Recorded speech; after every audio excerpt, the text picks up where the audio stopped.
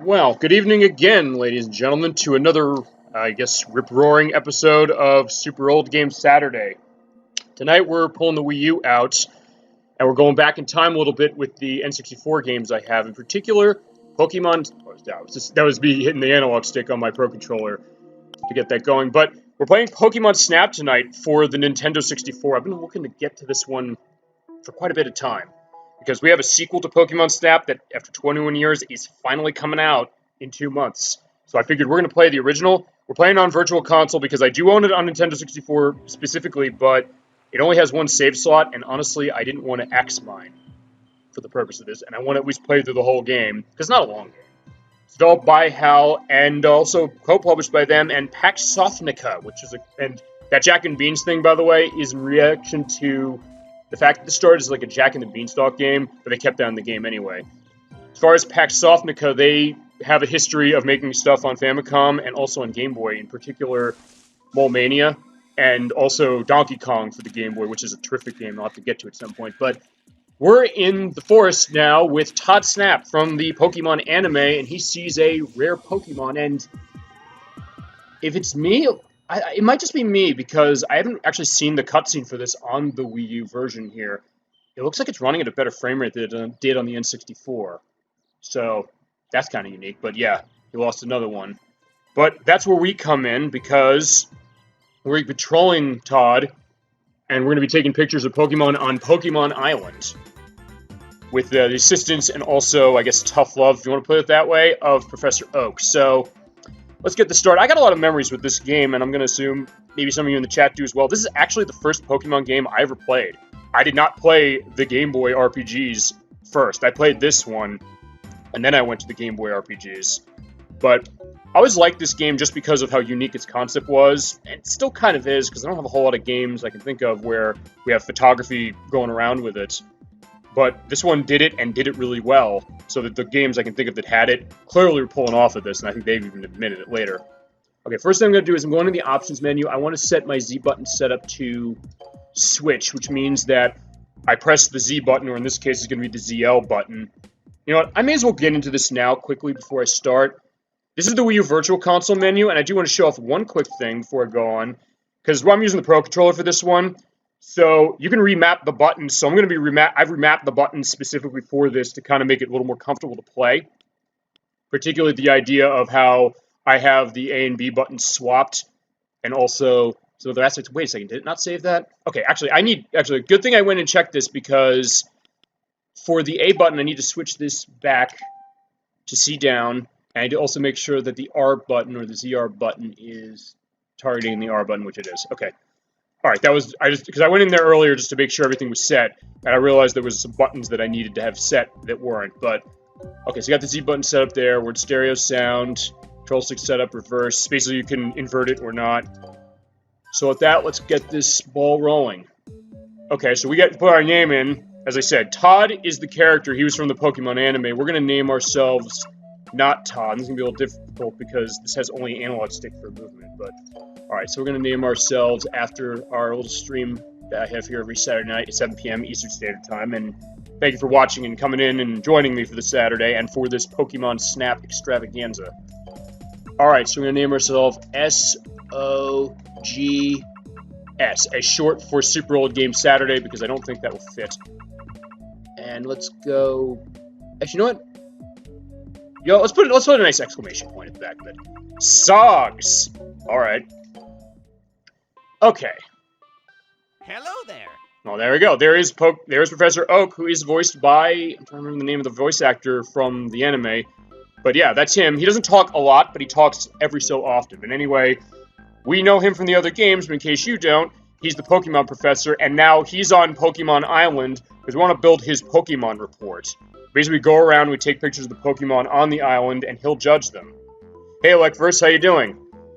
How was your week? How was your night? And how are you doing just in general? I am definitely looking forward to Pokemon Snap tonight, and hoping that you and everybody else watching has some memories with this one, because I'm going to definitely go through mine, and I'd love to hear yours. Anyway, we're going to build the Pokemon report for Professor Oak, and remember, we're working on Gen 1 logic, so we don't have the Pokemon that came in the later games. That will be when new Pokemon Snap drops on Switch in about 2 months. Although, that one is going to be limited with the number of Pokemon, as is this one. There are only 63 of the 151, but there's some big ones that they did pick, so it's not going to be too bad. Definitely going to have fun with that. So we're on Pokemon Island, where wild Pokemon are around, and we're going to be riding around in the 01. I'm good. I've been playing Shield, honestly, for Pokemon. Okay. Also, one other thing I do want to, before I go, this is just like a side thing. I want to enunciate what I'm reading in the chat, because I thought to myself, as far as some of these streams I'm doing, and I realize it's keeping backups for them, I kind of want to archive these and put them somewhere else, so if sometimes people say to me, hey, I want to check your stream out, but I'm either not around at the time, or I want to see it later, and I realized, okay, I'll provide that to them.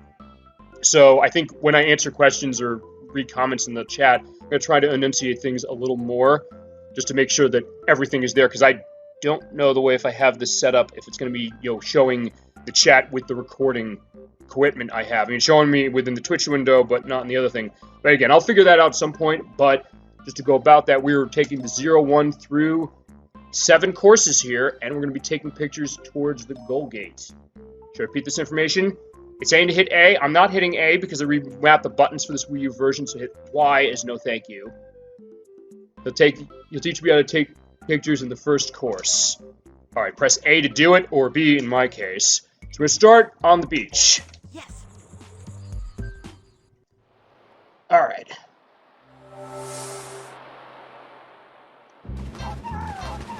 Alright, so they give me a little bit of a tutorial going on to hit the ZL in this case button to aim, and I can just tap it the way I've set, and then hit B in the case I have. Sorry for she's pressing me as a non-fan.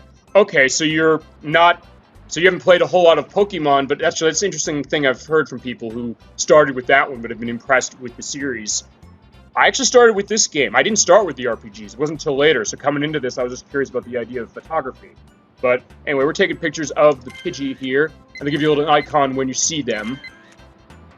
And right now, that's all we have to it. And also keep an eye out on other things. Also, the other thing is I'm doing a rotation here for a reason, because when you rotate like that like crazy, you go a little slower so you can get specific pictures, and just basically go around, taking pictures of the Pokemon, and at the end of the course, or when around a film, we'll talk to Professor Oak. He'll tell us what he thinks of the shots we took, and so on and so forth. And yeah, we get to enjoy the nice sights and sounds here. We do a pretty nice running through this. Again, we're using the Wii U Virtual Console for this, just for the purpose of save the save file, because there's only one in the cartridge, so I didn't want to go about it. Just go around, take pictures of stuff. There's something, we don't know what that is, but we can see later. The only games I've played are the puzzle games and the stadium games, and I do have plans, because this is the first Pokemon game I'm playing for this channel, so I have plans to come back to Pokemon at some point, start with Gen 1, and I think it was Protorova who suggested this. Start playing play the Gen 1 game, complete it, and then when I'm done, go into Stadium. Use the team I had to go into Stadium, because I do have Stadium for Nintendo 64, and I have the transfer pack to use for it. For the time being, we've got Pokemon picture taking to do, and again, for an intro into Pokemon for me, this is a pretty fun one as far as some of the stuff it's doing, and some of the things we're seeing over there that we're not going to be able to see yet. And also, as I said, this is a very unique game, and still is to a certain extent, because I still haven't seen a whole lot of games that do the photography thing, outside of some stuff like Beyond Good and Evil and Dead Rising, and what's the other one I'm thinking? Yeah, it'll come to me eventually. Alright, so we're just going through the course now and just take a picture of everything I see. And there's Eevee. Interestingly, that's the only Eevee in this game. There's no other of the evolutions of Eevee in this, even the 3 that were in Gen 1. Other than that, my experience with Pokemon is the first anime and the first 4 movies. Yeah, which is definitely was mine as well. I saw the anime, I think, before I even saw or played the main game. But even so, I still kind of was getting into it a bit. And then same with the movies. And actually, it was the first 4 that I saw as well. I think that's about all of them, except for Detective Pikachu. Here's one more thing we can do. We can take a picture of the Pidgey's giving Meowth trouble, and we have one more shot to take. I guess we're not going to take it because there's nothing else to take here. But when we get to the end of the course, we're going back to the lab. Also, if you run out of shots for your camera, then that ends it as well.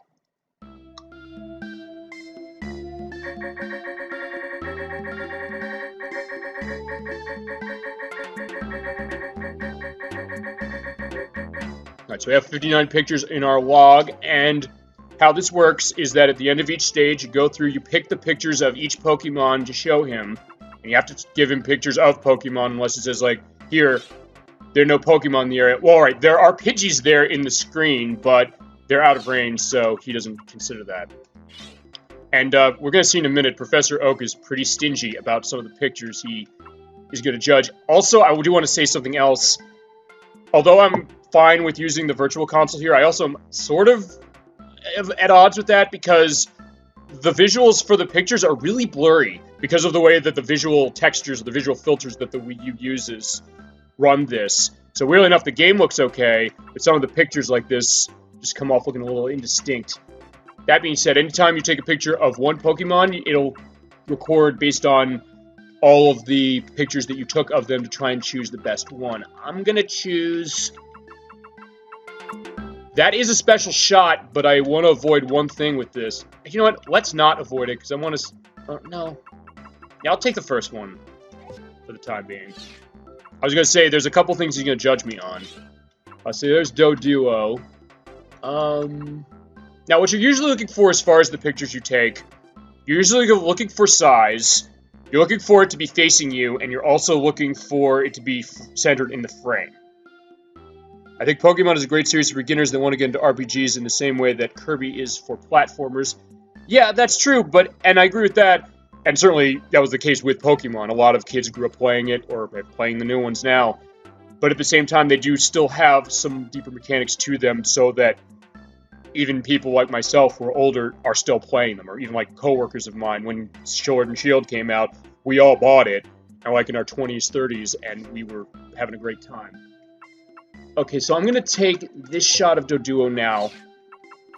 Alright, you got a couple shots of Pikachu. Pikachu's on basically every level, so we're going to get better pictures of him as we go along. I'm just going to go for whichever one the biggest is. That one. Good old Butterfree. Actually, I don't really have a whole lot of... Okay, I'm surprised that it's actually seeing that, because the Pidgeys were further off than the one that said there's no Pokemon in the shot, but... You know what? I'm going to pick this one just to show you how strict Professor Oak can be when it comes to stuff like this. Alright, so we got Meowth. Of course, the Pokemon of Team Rocket from the anime. He kind of talks in this game. Actually, all the Pokemon do have their voices from the anime, including the late Maddie Blaustein, who voiced Meowth, in the initial run at least, before kids were doing the dubbing. Let's see what I have left. I have Lapras. Alright, now Lapras... The thing with Lapras on the stage is that Lapras appears at the beginning of the level, and as you take more pictures of Lapras, and you go further along, it'll become closer and closer in the later bodies of water that you run into. So, in that case, I think we're good on... this one. Okay, what else have I not shown? We have Eevee. That's not as great a shot of Eevee as I could think.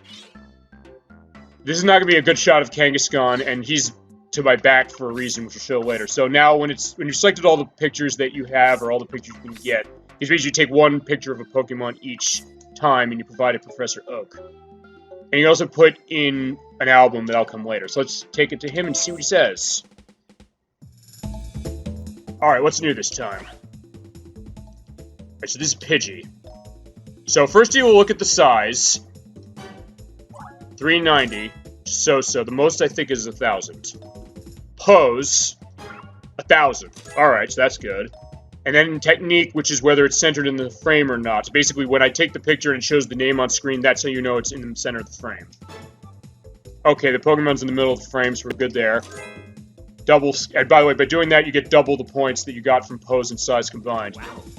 And then also, if he says, wow, that means we have other Pokemon of the same type in the picture, and it'll give you points based around the sizing of them. Because that Pidgey over there is really tiny, I don't think I'm getting many points. 220. Okay, and even 3,000. I'll take that. Wonderful. Alright. So next up, we have Doduo. The flying normal Pokemon. 390, which is so-so. Pose is 1,000, and technique, that should be in the middle of the frame too. Wonderful. Okay. Here's the mascot of the franchise of Pikachu, and what's his size? I think this is going to be pretty good size. 570. Okay, not too bad. Pose, 750. And technique, middle of the frame. Wonderful. Alright, not too bad. We can get better pictures of Pikachu, and we will do that much later in the game. Alright, now this is the bad picture of Butterfree I took, because I'm going to show you exactly how strict Professor Oak is. He may be inviting me onto this island to take pictures of Pokemon and to help complete his report, but if a shot sucks in his mind, he will tell me. And I think he's going to tell me right now with the size, which is... Yeah, when you hear that, that means that it's not very good. If you're getting not very good on anything, he stops looking at the photo right away, and that's the only points you're going to get. So... You were close. Oh god, I have that. You were close. Completely burned into my brain. Even better for a larger shot. And then he'll also do the same thing if you have the posing bad where the Pokemon is facing behind, or facing his back to you. And then if you don't have the Pokemon in the frame, it'll also be a problem. Still, I got some points, so at least there's that. Let's see about Meowth.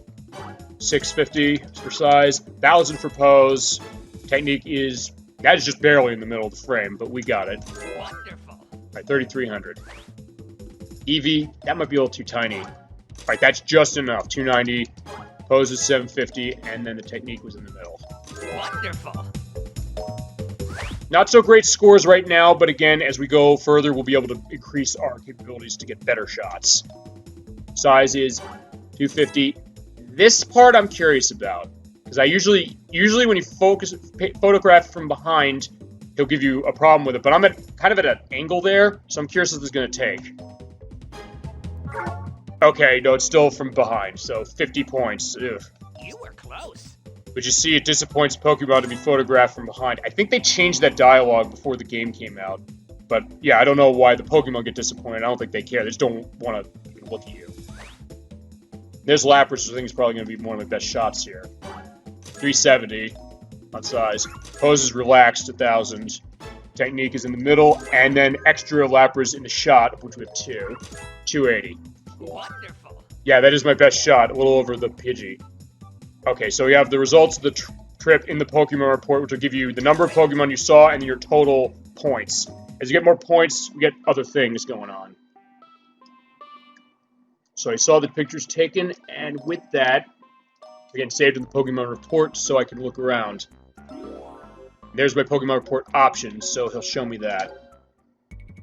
And because I got enough points, I can go to the next level, which is the tunnel. Yes. Which is where the power plant is. It's funny, I brought up Kirby. This was made by HAL Laboratories. I'm curious how Namco Bandai will handle the new one. Me too. I'm definitely looking forward to that game quite a bit. By the way, if you take a picture of Pikachu like that, take a couple pictures like that, he'll start running on Electrode, and you'll be able to get a special shot of him. Also getting Electrode blowing up, which is usually how you get good shots of him. I'm definitely looking forward to the new one. That's going to be a day one purchase for me, no question about it, when it comes out on April 30th. I'm just waiting a little bit for... Okay, there's the Kakuna to come out. They come out anytime the Electrode explode. Alright, so there's Electabuzz dead. Or, not dead, I guess he's fainted. He'll be back. Also, unlike the last stage, I mean, we're on a track for all these, but also when you move left and right a little bit, you'll kind of shift over to the left and right a little bit when you're on situations like this, where it's just like a path like this and not like train tracks. There's Pikachu, and there's an egg that doesn't seem like it's much. But again, there are a lot of other secrets that we'll see as we go along. There's some gaseous cloud. Let's see what that's going to be. It doesn't seem like it's much. Let's see if... I guess not yet. Yeah, the Zubat there are really hard to get in the center of the frame, so I'm going to see if I can make that happen. Also, I'm going to try and see if I can't get the picture of that Diglett. Yeah, because you have to keep taking pictures of the Diglett, and then each time you take them, the Diglett will come out at a different position with the Pikachu running forward. And again, I'm rotating the camera like this, because when you do that, you slow down a little. But I think I screwed it up a little. Yeah, I did, because it didn't come out. You keep doing that, and you'll see Dugtrio. And there's more of the Electabuzz, but that was nothing. Alright, there's Magnemite. They don't like to be photographed with just my camera. They'll go magnetic, and I can't do anything with them, at least not yet. There's an electrode there I can take a picture of. Let's just shoot every last piece of film on the electrode. Yeah, when you're out of film, the course ends, and then you start picking the photos again.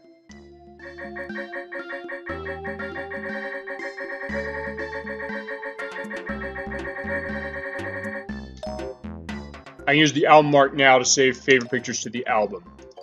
That's going to be for personal usage, and also for if you're playing this game back in the day, or if you go to MagFest when they have it every year, printing out pictures, because that was the big story of Pokemon Snap when it came out, which is Nintendo made a deal with Blockbuster Video so that you could take the cartridge or rent the game or play the game from there, and then pay $4 to get a smart card, of which I have all 5 of the ones that came out, and then print the pictures out on a little sticker paper. And I still have everything that, well, the fact it's right in front of me as I'm playing the game now. All right, let's take a look at the pictures of everyone. There's Pikachu. I'm going to take the picture of Pikachu on the Electrode. I think that one. I got a couple of Electrode, but there's one in particular you usually want to take a picture of, which is when it's blowing up. I'm going to take the picture of that one there, after it just blew up. Or use self-destruct, or explosion. Now, Electabuzz, I got some good shots of him dead, so let's see what... Now, sizing-wise, again, part of that is about how big it is in the shot, but also if it's cut off. So they do follow some kind of perspective of, photography aspect. That one's not cut off, but it's not as big. I'm going to try this one because it's only cutting off part of the hand. Oh, I only got one of Kakuna. I thought I got more. Yeah, I don't know if that's going to be very good, but I'll take it because it's the one I got. The Zubat pictures are going to be weird because when you go through the doors in this level, it always will fly in, I guess, like a zigzag pattern. It's very hard to get in the center. So sometimes you'll get it in the center, even if it doesn't say on screen, oh, I shot Zubat. So let me just see what else I got. Actually, that one turned out really good. I'll take that one. I think they would consider that in the center of the shot, even though it's not saying to me that when I take the picture, it shows the name up. All right, and that gaseous ball, that was Haunter, actually. So let's see if I can get a better picture of him. I think that's going to be the best one I can get. What else do I have? Diglett, of which I think I only have... I'm going to show the one with him being blocked by the phone booth. I just want to see what's going to happen with that. And then these are the ones where they're in the Magnemite, but it's not clear. They don't know he doesn't know what it is, and neither do I. Well, okay, I know what it is, but I can't get it on film. Now, let's see what Oak says about these. Wow. Yeah, okay, so this is Pikachu on a ball. Whenever he says wow like that when you first take a picture or show him a picture, that's a special photo of a Pokemon, and he'll give you an extra bonus points on top of, him normally judging. So Pikachu on a ball is worth 600 points on its own. And then we'll also do a comparison. Anytime I take a picture of a Pokemon that I already have in the report, we'll do a comparison on the last one I have and see if I got a better shot. So the size already is better at 590. The pose is also better at 1,000. And since I guess I centered it, that is way better than the last one. Well done. And that will replace it. Basically what will happen is whenever I get a picture of a Pokemon and it has a higher score than the one I already took, that higher score one will go into the report and it'll add to my total score for the report, which I'm going to need later. Here's Electrode. Let's see. 910. Okay, that's almost perfect. Oh, exploded. 1,200. Technique is in the middle of the frame. Wonderful. All right, that's pretty good, except the only thing is my size is a little off. You can get 1,000. I said you need to be a little closer. But that's still a pretty good shot I can get. I don't know how this Cocoon is going to take, though. Okay, not very good. You were close. Yeah, it's the only one I took, so I'm not feeling bad about that. Like to buzz 830 for the size. Oh dear, it fainted. 800. Wonderful. Alright, double score. There we go. Aldrich 530. Pose is 800. And then technique is doubled.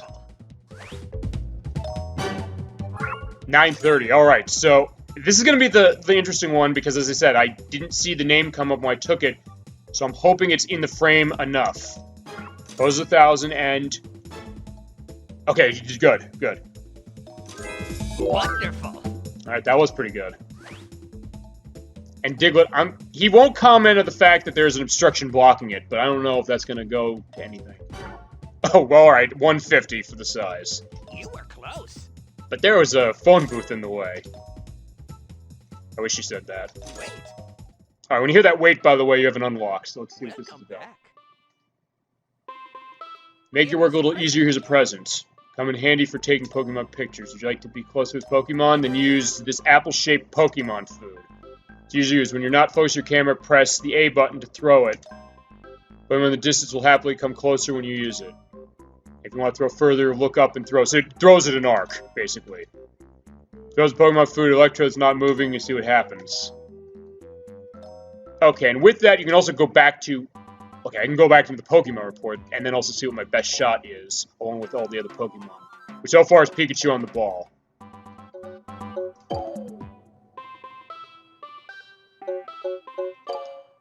Okay, so I didn't get enough points to get another level, but that's fine, because I can then go back and use the Pokemon food. In fact, let's go do that. Let's go to the beach. And what you do is, when you play through this, you get more items to use, and when you do... you can unlock other Pokemon or other shots for Pokemon. I'm going to try and get a specific shot of Pidgey, which is the best you can get in this game. Apologize for any motion sickness that might come with this. Alright. Right, there's Pikachu. So I can throw the food at him, he'll react, he'll come and get it. But I can also throw it here, and he'll go on the surfboard. Take pictures like that. And that's what I love about this game in particular, is the idea that you can really interact with the Pokemon in your environment and also with the environment itself to get better shots and to show the strength of the animations, or find, because I saw a Magikarp pop out of the water there by throwing the food. If I can throw some food there, and it doesn't do anything. Okay, I know what Pokemon that is, but I guess I'm just playing dumb. The other thing I can do is I can also throw that at Meowth and knock him down. Get him to do that. And that's really the crux of what this game is going to be all about if you've never played it. Although I'm going to assume that, unlike Knuckles Chaotix last week, people played this game. And rightly so, because I remember a couple years ago I was at MagFest, and... oh, by the way, if you hit into the Pokemon... yeah, that's Snorlax for sleeping and, you know, not able to be told or figured what he is. Yeah, I remember I was at MagFest a couple years ago. I think they had like a tournament for Pokemon Snap, and there was like a huge crowd for it. That one, and actually Pokemon Puzzle League. There were a lot of people who wanted to play both of those games. And I remember I think there was someone from Nintendo who was on site there, like showing like some of the new stuff they had coming out. And I think the girl who was running this tournament was saying, hey, there's someone from Nintendo over there. Go tell them you want a sequel to Pokemon Snap. And this is before they announced New Snap. But apparently they listened. Apparently, they then heard it and said, okay, we're going to give you this game. Here we go. Yeah, if you throw the food at that ball, it's chancy, but I don't know if I'm going to be able to get a good shot of that. Also, by throwing the food at Kangaskhan, I can also get her angry. There we go. Those are other poses I can get later, but we're good that way now.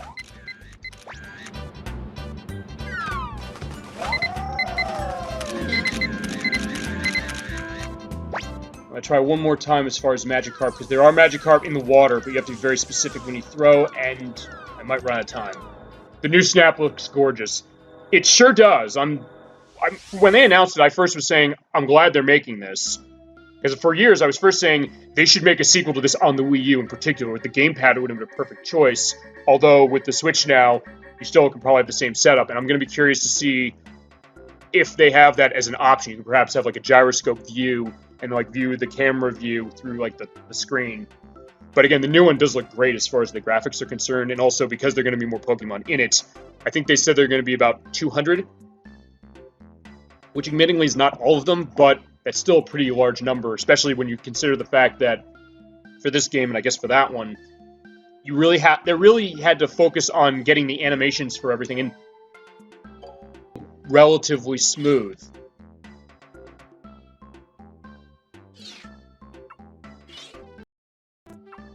So I'm going to take Pikachu on this.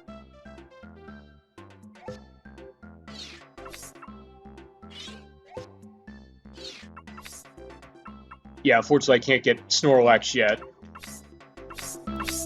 I'm curious about this one. I don't know if that's going to be too close, but we'll see. Alright, that's the only shot of Magikarp I got. It's not going to be good. We'll just do it for the sake of it. Right, there's Dodo in the air. Again, that's the other thing. Because the animations are so good and because you're capturing it every time you take a shot, you're able to get multiple poses going on like that, which I adore. Yeah, unfortunately, I have Chansey behind or to the side. I don't know if that's going to work well. But I think Kangaskhan will work nicely when I can get a good shot.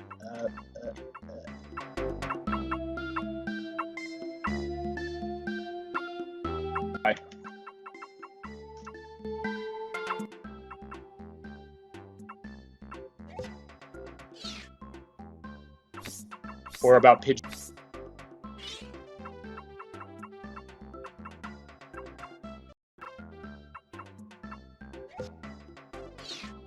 Mark. Yes. Wow.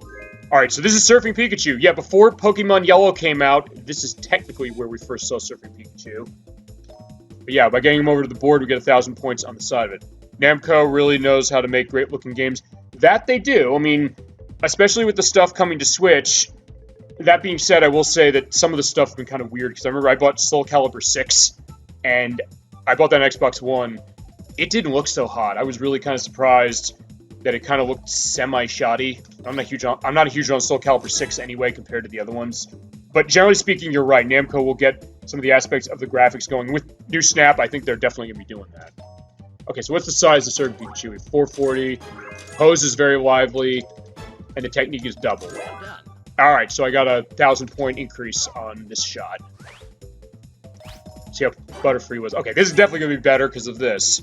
Twitch seems to have lag these past 2 weeks. Streams freezing every 30 seconds these last 2. Alright, I'm sorry about that. I don't know what's causing that. I remember I went back to the raw footage on Knuckles Chaotix last week. I agree with Soul Calibur 6, it looks off. Yeah, okay.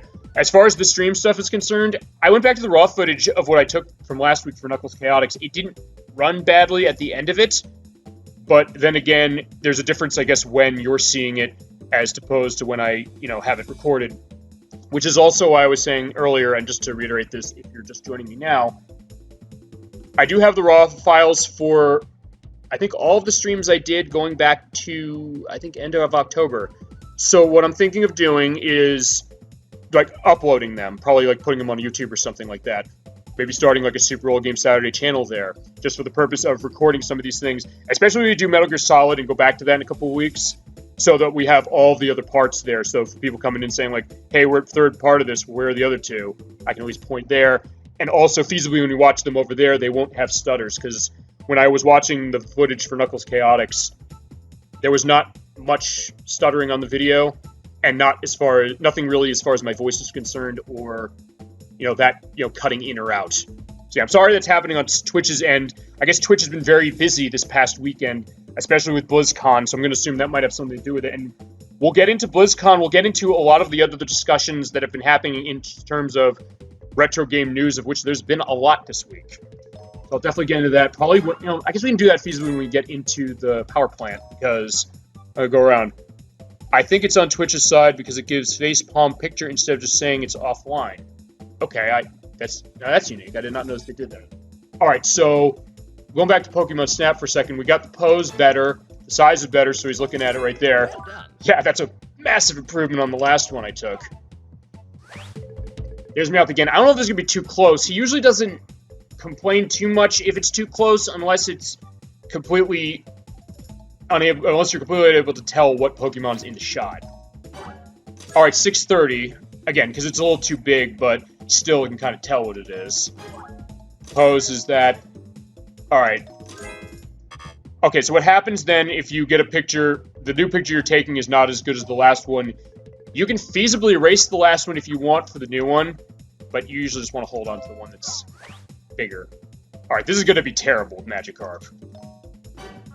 140 size. Ha! You were close. Yeah, I know. No kidding. We'll see Magikarp again later, though, so don't worry. Like, Judo again. 350. Oh! I'm surprised that's only 350. I would have thought that would be a much better score because it's in the air. Wait. Oh! Okay, wait as well. So, alright, I'm glad I showed this off. So, when your Pokemon isn't in the middle of the frame, he'll say, wait! Like that. And that means that he'll stop looking at it. I do not get a double bonus. And we're done. And it would have been perfect if it was in the middle of the frame. Well, it wouldn't have, but still. Point is, there you go. Alright, I'm not sure how the chance is going to come off. 850. Okay, so actually that did work. Alright. Wonderful. Alright, that turned out way better than I thought it was going to. I thought it was going to be from behind, and then he was going to complain about the pose. Here's Kangaskhan. 990. Alright, almost perfect. 1000 is perfect as far as size. Pose can vary depending on Pokemon. Some Pokemon have a max pose of 1000. Other ones have it of 1200. Sometimes it's a little more than that. And lastly, his technique. Well done. Alright, that was pretty close to perfect. I think the perfect shot for Kangaskhan is, I think, 41 or 4200 points. And I can't technically show off the perfect one yet. It also seems like the amateur charity chess tournament did well, too. They claim it was #1 viewer count for a while. So there definitely is a lot of activity going on as far as Twitch is concerned this week. And again, sometimes that comes with the territory. Sometimes it's a slow week, sometimes it's not. Which I guess will be the case next week as far as better running, because I know, Protorova, you wanted Pitfall Mine Adventure, and we're going to do it next week. But anyway, so this was a special picture of Pidgey of Gust using Pidgey, which is worth 500 points on its own, and we'll see sizing. Okay, I was just on the line there. Pose it. Oh, because I'm behind. Alright. You were close. Alright, so yeah, it didn't turn out well. It didn't path in the tunnel. Welcome back. Alright, so let's go to the tunnel. Yes. And with the Pokemon food I have, I can get better shots. I'm gonna not care so much about Pikachu because I already got the shot. I can throw an Electrode, and right now it's not doing anything, but eventually it'll stop. It'll take pictures of it rolling.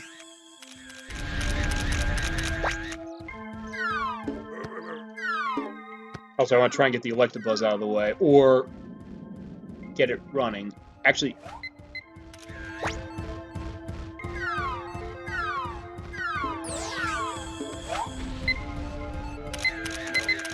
Alright, yeah, that's how the Kakuna come out whenever the Electrode use Explosion or Self-Destruct, or whatever it is.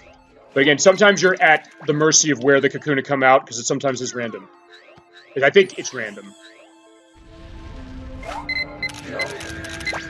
Okay, there we go. That was actually a pretty good shot. Now, with the food, what I can do over there is I can lure Pikachu over to that egg. And unfortunately, there's nothing else I can really do with that now. There is something I can do with that later, but I'm going to have to come back with another power-up that I'll get in a couple levels. But the other thing I want to do is I want to throw the food into the water, because that should make Magikarp appear. And that's actually one of the best shots you can get of Magikarp right now. And again, some of the Pokemon are on multiple levels, so you can get better shots on later stages. Particularly Pikachu, which is on who's on every level except I think the last one. Alright, I want to get the Diglett this time. And again, I'm rotating the camera out so that I can slow down a little better. And when you take enough pictures of the Diglett, you'll see Dugtrio come out as well, and multiples eventually too.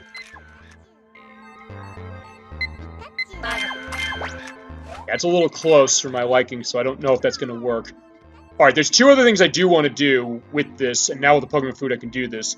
One is I want to throw it at the Electrode over by the wall, and the other thing is I want to throw the food down to the Magnemite, which will distract them, and then I can take a picture of them. And if you get the the Magnemite together, they'll evolve into Magneton, and you take a picture of that. I don't know if I got a good enough shot. And since I only have one picture left, I have to throw the food now, because the level will end if I take one more shot. But by blowing up the Electrode there, we open up that cave.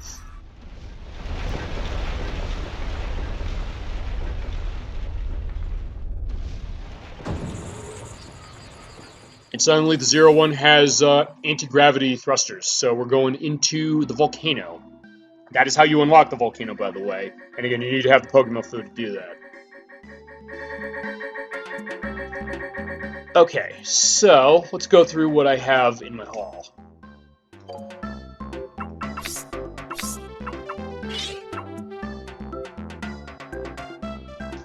Actually, you know, I think actually that might be the best one I can give him. Alright, the Kakuna, I've got better shots of Kakuna this time. That one's pretty good, but I don't know if that's from behind, so I'm gonna give him this one. Magikarp, I think we're in good shape with,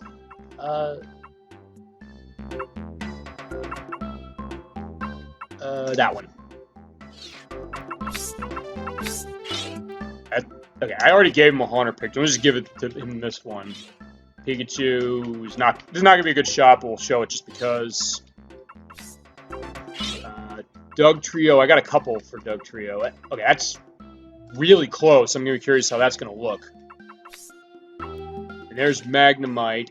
Unfortunately, it's a behind shot, but I always want. I'm gonna give it to him anyway, just because I'll then have. I'll have that Pokemon recorded because you get extra points for recording new Pokemon in the report. Okay, so that's everything we got. Let's go to Professor. Oh, let's go to Professor Oak. Yes.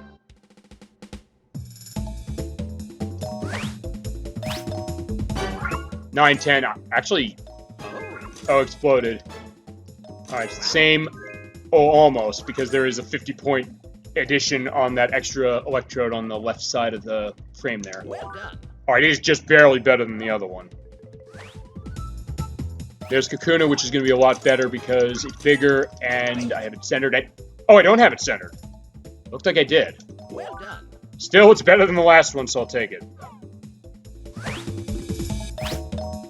Magikarp, 470. It splashed, getting 800. Great. Oh, and that's not framed either. Oh. Well done. Yeah, except still, despite that, he's impressed enough about it being better than the last couple of shots I got. Probably because the last ones I got were so bad. Zubat is not going to be better than the last one. The other one was definitely a good one that I got. And same with Haunter, I'm not putting much faith. Great. Alright, that's not enough percent of the frame, so again, we're just going to skip that. You were close. Yeah, I don't care on Pikachu, we're fine there. Doug Trio, though, is going to be a curious one. 860, it's about to pop up, or it's just popped up. Technique. Wonderful. Okay, that went pretty well. Next Magnemite, which I know is going to be bad because it's from the behind. Yeah. You were close. And I think similar with Magneton. Or it's not in the center of the frame. Great. Okay, it was that. Great. Okay, at least we unlocked the volcano, so we can go there next. Got a split path, which will link to a new course, and there's a link to my lab. Yeah. So there's the volcano. Yes. Alright, while we're going into the volcano... Alright, there we go. So there's Rapidash running around. You can also throw apples down, and they'll buck up like that. Or you can hit them with the apples. There you see, we're going to get a lot of fire Pokemon out in here, including Eevee. Or not Eevee, Vulpix.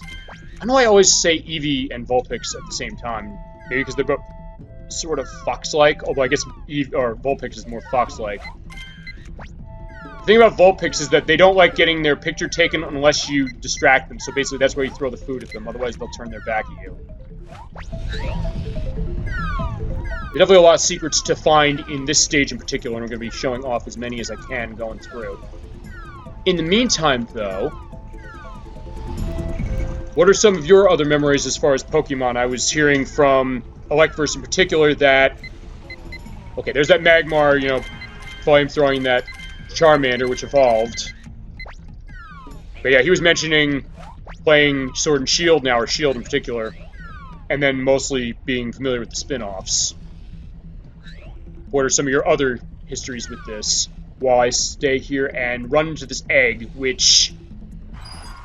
Yeah, when you hit that, you do stop, and I'm stuck there until I throw the egg, or throw the Pokemon food at the egg, but I'm not going to do that yet. I'm going to throw the food out to the Charmander over here.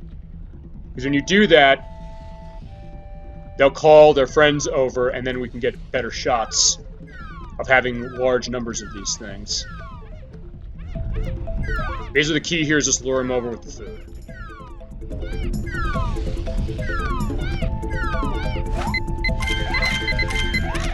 Feasibly, and the way I tend to play this, usually I'll tend to take most of my pictures of the Charmander in this pose of them, you know, going to town over the food. But in order to make forward progress, you have to throw the food in the egg and get Moltres out. Yes, the legendary birds, all 3 of them are in this game, and we'll see them later. And there's Magmar fighting. And this is before Magmortar came around, so yeah, you're only going to see the first form of Magmar. Again, this is running on Gen 1 logic as far as the Pokemon that are used. Again, you're getting a good variety of what Pokemon are here. By throwing the food into the volcano... actually, no, nothing. I'm thinking ahead.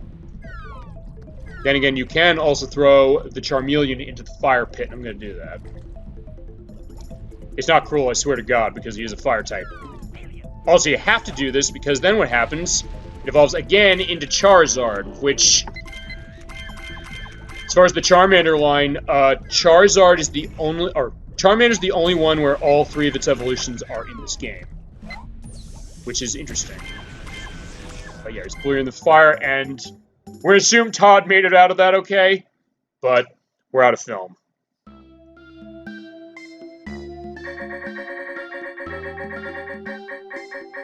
So we got a lot of pictures we can choose from running on this one.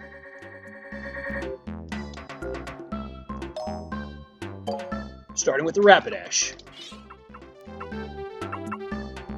Yeah, that one's a little... I like that one, but that's a little too close for me. That being said, one thing I will do, just for the purpose of this, you can put... Can I put an album? Oh, yeah, I can put an album mark. So if I hit Y, because again, I remapped the buttons. You go on album mark, you can basically pick any photo you take in any level, or in the level, and then have that recorded in like your personal photo album. And then you can also use those for the purpose of the printing out of the pictures. Again, back in the day, or again, when MagFest starts up again, they do that every year, and it's quite a sight to see. I remember my girlfriend had never done the Pokemon Snap picture taking out situation, so it was kind of her living a lifelong childhood dream of being able to do the printing. It's like, this is what it was like. Well, here's the units, because they actually have the Snap station, and it's kind of a sight to behold. And it was quite a great thing that Nintendo did with that. Again, really emphasizing the whole photography aspect of this game, and the idea that you're going to put in a lot of time and effort, even though it's a pretty short game, to get the best shots of the Pokemon that you can get, and then, hey, here's something funny, here's something unique as far as a shot, let me print this out and have it for posterity. Again, back in the days when you printed out pictures regularly. What's MagFest like in general? Well, if you don't know, MagFest is a gaming festival that occurs early January every year, usually every year at least, not this year it didn't, in National Harbor in Maryland. It's, I think, a little outside of DC, a little bit outside of Northern Virginia. What it is, basically, is about 4 days of events, game setup, music, all kinds of things that you'd want if you're a game player of modern games, classic games, any kind of games, you're covered. There's also a lot of different things they do, including a lot of speedrun events, a lot of basically panels and things like that as well. Games set up everywhere as far as like a massive, almost like an airport hangar to a certain extent, of televisions with game systems of every kind you can imagine, arcade machines of every kind you can imagine, tournaments of stuff, like for Pokemon Snap, which we had, same with Pokemon Puzzle League, where it was doing like, it was like Smash Brothers numbers in terms of the people who were there. And it was amazing to see that, as far as that game. But just as far as other things, it's quite a great time, and I've only been a couple years, but I had a great time. Was curious. I know it's a gaming convention, but was curious. Yeah, as someone who's been, I can say that it is well worth it when they have it again, which the thought is next year, we'll see. But if they do, it is one I would recommend. And there are definitely other gaming conventions as well. That's the one I've been to in particular.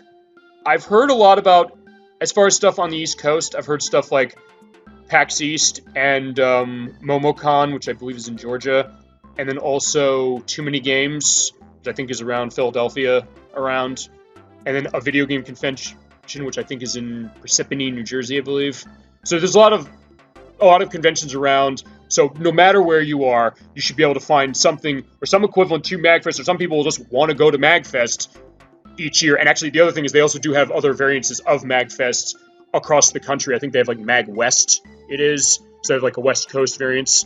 So you have a lot of options, and it's the kind of thing that for me personally, because I've been playing games for so long, and I have this, encyclopedic knowledge, I guess, but also just this encyclopedic interest, it is a great time. Even last year, it's the kind of thing every time you go, you tend to find something new.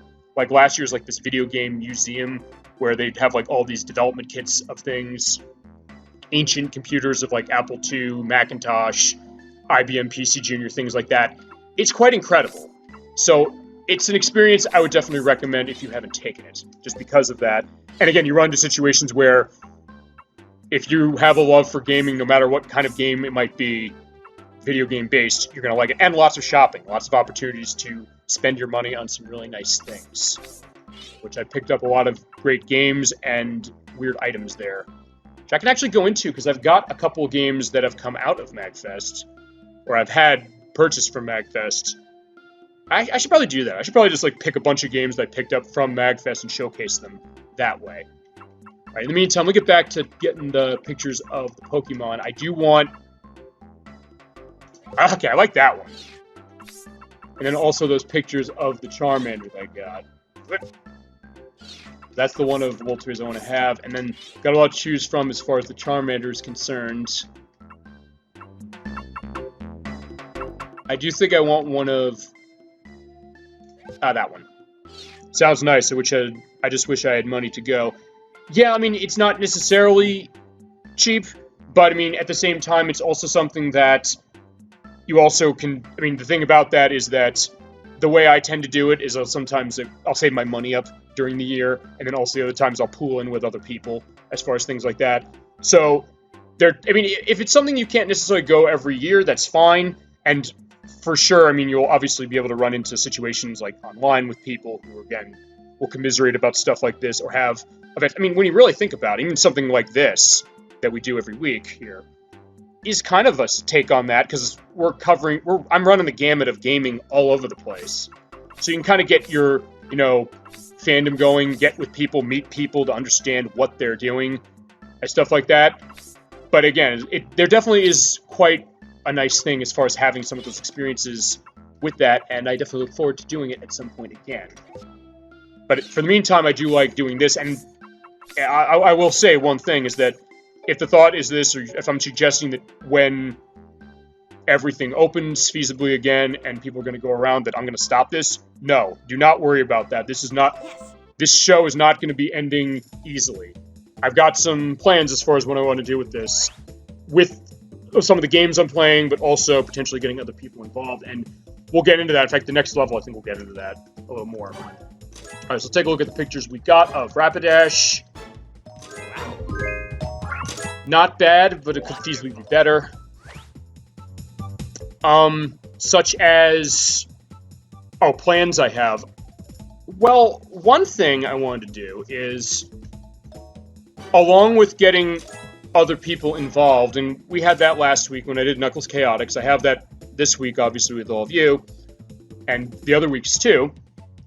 I do want to try and get, for certain games, I want to have guest appearances. There are people I know for certain games, and there are specific games I have on my plate that I could play that I am not going to play until I have people that I can either have with me, next to me, or come up with some way to kind of replicate that perspective. So they can see, because here's the thing, when I'm doing the recordings for this, I'm sitting here talking, you're hearing a delay. I said this last week when I talked about Knuckles Chaotix. But for getting people involved with something like this, I either need to have them here physically, which isn't necessarily always feasible, particularly now, or I have to come up with some other way that I can have them in a presence where they're not getting a delay from the visuals that they're seeing on screen and me talking. So I've been thinking about some ideas about that.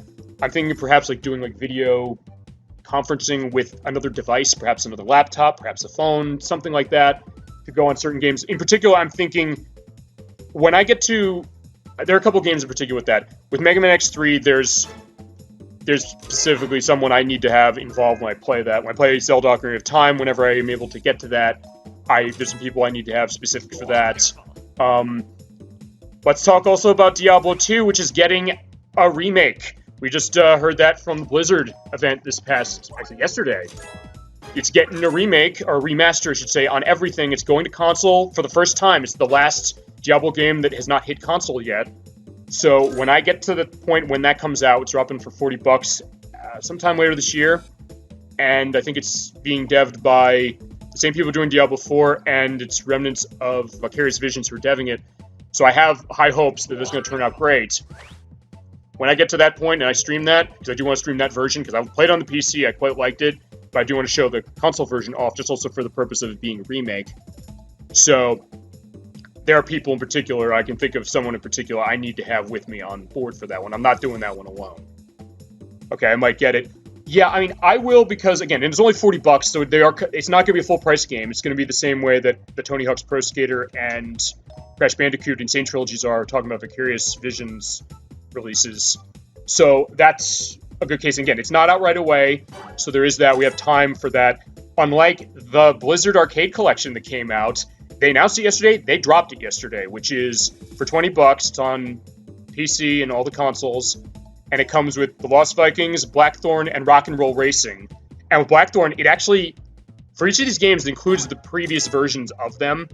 So with Lost Vikings and Rock and Roll Racing, it has the Super Nintendo and the Genesis versions in it, along with like a remastered version that, in the case of Rock and Roll Racing, has the original music tracks. So, yeah, I can't play the definitive version. I might be able to get away with the Genesis because it's chiptuned enough that maybe they're not going to pick up on the potentials of, oh, this is licensed music. I might roll the dice on like the Genesis version in that collection for that. But then with Blackthorn was on the Super Nintendo and the 32X, and that version, or the collection, has both the Super Nintendo and the 32X version in it.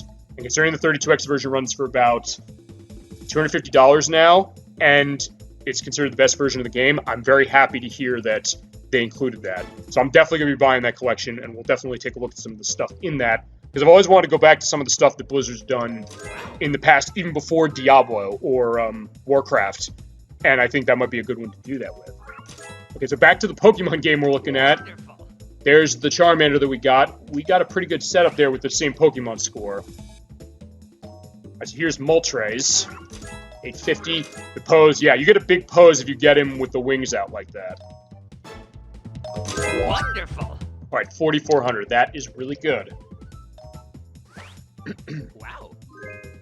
Okay, this is Fighting Magmar. That has a value of 800 points on top of everything else. It's unstable, which I guess is talking about the Magmar. I guess maybe the shot's unstable a little bit. All right, middle frame. And there's the other shots. All right, that turned out really good. 5570. There's Charizard. The thing about Charizard is not cutting him off is really hard when it comes to taking the picture of him. So usually Oak is a little more lenient, or so I've gathered. Or, okay, yeah, scratch that. He's not. You were close. Wait. All right, so what's going to be waiting on? Welcome back. Doing a fine job. Just choose to go to course. All right, we unlocked the river. So let's... Yeah, we'll go down to the river. Or, if you're a Bruce Springsteen fan, let's go down... They go down to the river, which is a really dark song when you really think about it, so yeah, I maybe shouldn't be bringing that up as far as the Pokemon game is concerned. Anyway, so we're in the river, we're in the water, and we have a bunch of Pokemon that are around here that are new. There's Poliwag. There's some tricks to getting Poliwag into the water, but we can't do those yet. So basically, I'm just going to be throwing the food around, and throwing the food into the water as well, because sometimes Pokemon will pop out. There's Bulbasaur. Good old Gen 1 starter, Bulbasaur. You can also knock the other ones down later. Alright, there's also a Slowpoke in the background over there. Now, I'm throwing the food like this for a specific reason. Well, I'm getting Magikarp coming out of the water like crazy. But I want to get him over there to where... Yeah, where that sign with the shelter is. And when he does that, he's going to go fishing with his tail. And as the story goes with Pokemon, the way that Slowpoke evolves into Slowbro is when a shelter bites its tail. That doesn't actually showcase in the games too much, But as far as this one, that's how it works. And that's how you get the best shot of him. You want to have him eating food and get that big shot. But I also want to get a good shot of Slowpoke himself. Because the evolved forms will count as more than one shot. And that is... Alright, that's a Vileplume, but I can't get it yet.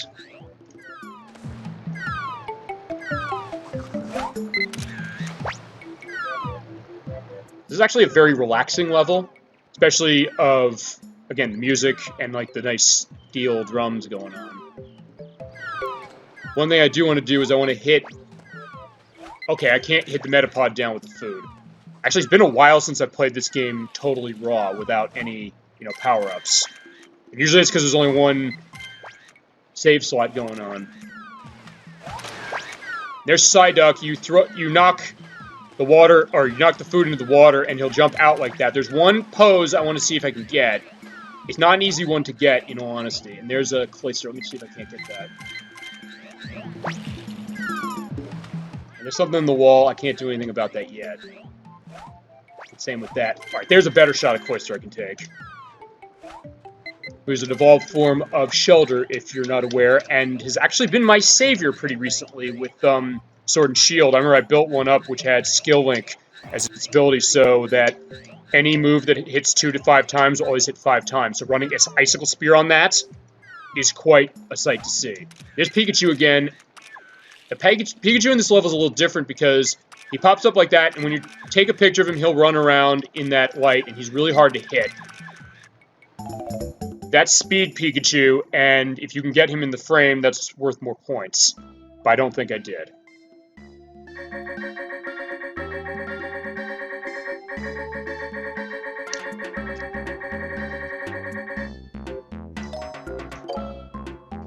Alright, so there's Poliwag. I don't think the sizing of Poliwag is going to be good. We'll get better ones later.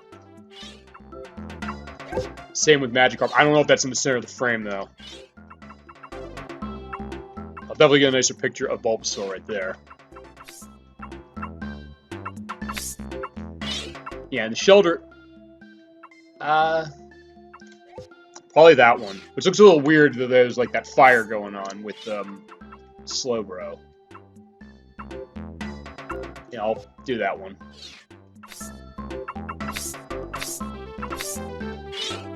What's the biggest one I can get? Yeah, probably that one. Yeah, I'm going to be able to get better shots of Metapod later. As far as now with Psyduck, though... I wonder... Actually, I do kind of like that one. Psyduck is basically him just pretty much flopping in the water. It almost looks like he's just relaxing, going down the stream while that other Psyduck over there is just, jumping out. Again, that's the great thing about this game, is because there's a lot of things that are happening, a lot of other Pokemon you can get running in the same shot, so you can kind of get those kind of funny photos like that. And I got a better shot of Cloyster there, so that'll be fine. And Pikachu, yeah... Speed Pikachu, I'm never able to get a good shot of Speed Pikachu. To be fair, there are better shots of Pikachu I can get in the game, but I always have wished I could get a better shot of him. That's probably the best shot I've ever got, in all honesty. Yes.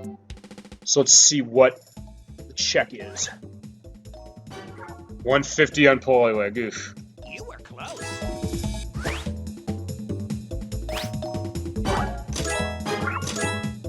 I'm just wondering if this is in the center of the frame, but even if it isn't, this is a better shot. Great. Okay, it's not, but again, it's a better shot. Well done. Alright, so here's Bulbasaur. 830 for size, pose of 1,000, and technique is in the center. The Shelter's not going to be good, I know that. 230. You were close. Slowbro. The Slowbro shot's going to turn out really nicely. 1,000, perfect size. Pose, 1,300. Technique. Wonderful. Alright, that is a perfect shot of Slowbro. Okay, that was really good. That is a perfect shot. The size is 1,000, the pose is as high as it can go, which is what happens when you feed it food. And then the technique. So 4,600 is as high as you can get with Slowbro, and I got it. Slowpoke, on the other hand, I think his highest is 4,000, which I don't think I'm going to get here. 600 for size, 750. Technique, yeah, 27, not too hot, but okay. Wonderful. Yeah, okay, I just made that size on Metapod. 800 for the pose, and it's in the middle of the frame. Wonderful. We'll get better shots of Metapod going on, don't you worry.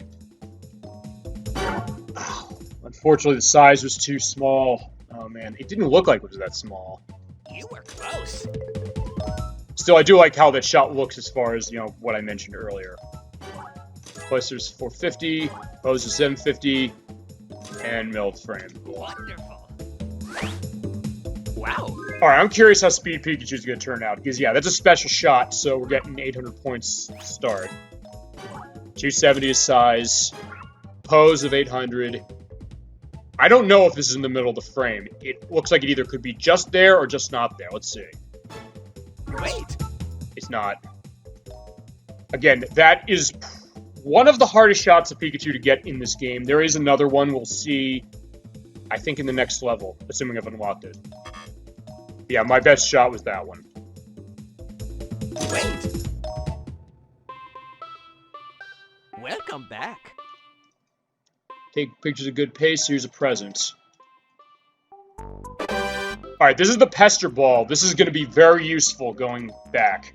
Press the B button, or in my case, the Y button, when you're not focusing your camera. Make hidden Pokemon come out of the open, and we're all set. So, in that case, then, what we'll do is we'll go back to the beach, and since part of this playthrough, if you haven't played this game before, is that it's all about, in a sense, backtracking to levels you've been in before. But also doing unique things, like tossing out the Pester Ball at the Doduo to knock it down. So, it gives a little more variety that way. Or just, not giving Pikachu the sleeping gas, or the nerve gas, whatever it is. He'll be fine. And so will Doduo. They'll come back up. But yeah, since I'm going back through these levels, that also means that, again, that's more time for the discussion, which has become, honestly, my favorite part of these discussions. And yeah, it looked like the Pester Ball went right through the Butterfree there. But yeah, I was mentioning some of the stuff that's coming out of Blizzard as far as, some of the classic games they have coming, some of the re-releases they've got. And we can finally get a picture of Snorlax as well, so we got stuff to do there, but we can also cover some of those other things, because it wasn't just Blizzard that had their, event going on this week. We had Nintendo with their first full Nintendo Direct in, I think, about almost a year. Well, he also knocked out Meowth and, gave him the swirly eyes. But yeah, as I was saying, with Nintendo in particular, there are a lot of, classic game stuff coming up. Obviously, there's stuff coming out like the remake of this, the Splatoon 3, which they just announced, but then the new Smash Brothers downloadable, but then they also had, a lot of classic stuff coming out, like they're re-releasing Skyward Sword. Oh, when you throw the Pester Ball in the grass like that, you can get Scyther to come out, but I don't know if I'm going to get a good shot because he's from behind. But there's a lot of a lot of interesting things that are coming out as far as classic stuff, and I do like the idea that, again, that's kind of been I get a bit of a touchstone with some of the stuff. In fact, with that Nintendo Direct alone, I mean, along with the new Pokemon Snap coming out, there was, let's see what I have on my docket here, looking back on what they announced. Yeah, it said Skyward Sword, which is going to be curious. I'm going to be curious to see how that is, because I liked Skyward Sword on the Wii, which is Legend of Zelda Skyward Sword, I should say, and a lot of fans were not happy with that game, and they were saying, why are you re-releasing this when we don't have the re-releases of Twilight Princess or Wind Waker from the Wii U on the Switch? Which it's rumored they're going to come, but we don't know. But with Twilight Princess, or not Twilight Princess, with, there's a better shot Scyther to get at least. With that one, they are adding button controls for Skyward Sword, and they're basically controlling the sword on the right analog stick. It's basically what Electronic Arts does whenever they do a sports game. I keep thinking the Total Punch control in Fight Night, which is a franchise of theirs I miss dearly. But, so that's coming. They're re-releasing all of the Ninja Gaiden games from the Xbox 360, Xbox 360, with the Ninja Gaiden Master Collection. They're doing the Sigma versions of 1 and 2, and then the Razor's Edge version, which is the Wii U version of 3, which is really the only way anybody would ever want to play 3 again, because 3 is not a good game. Even Razor's Edge isn't that terrific. And let's see what other things they're doing. Yeah, they are going to bring the Famicom Detective Club games to the US for the first time. They're also going to do Legend of Mana remade from the PlayStation 1 for this. They're doing a new Mario Golf, which I'm looking forward to, because they're also adding an RPG mode to it. First for the console Mario Golfs. And then, let's see, the new Ghosts and Goblins that's out next week.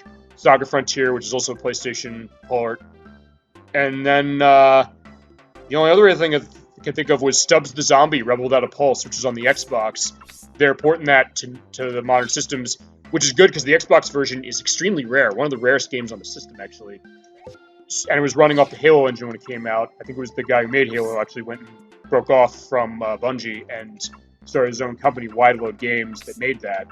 I was never huge on that game, but honestly, it's been so long, I'd be willing to give it another shot.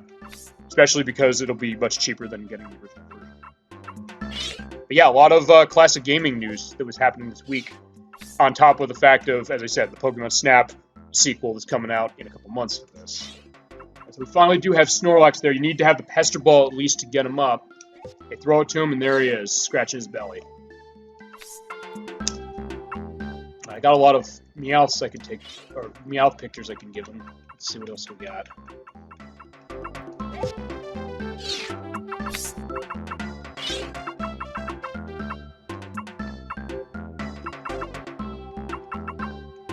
Let's see. Yeah, the thing with the Scyther is that it was kind of off-center a little bit. I think that's just in the frame, so we use that. The Kangaskhan, I'm not really feeling too bad about. Okay, so either Kangaskhan is using Psychic or he has a headache. I'm not sure which. And is that all of it? Alright, what Pokemon did I not take a shot of? Alright, there's Magikarp. That one actually is in the frame for once. That's... Wait, why is Pikachu in the air like that? Oh no, he's... Oh right, he's doing the flip. Okay. Yeah, first I thought I didn't knock that one out the Pester Ball. Alright, I'm curious about that. Yes. Alright, let's see what we got here.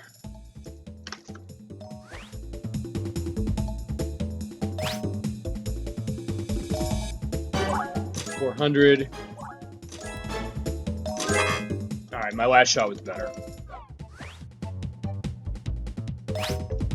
Alright, that's a much better size for Doduo, that's for sure. As the pose, it just got knocked out. And then... right in the center of the frame. Okay, that's way better. Well done. Butterfree, I think, is going to be kind of a throwaway for this one, honestly. Or, okay, maybe not.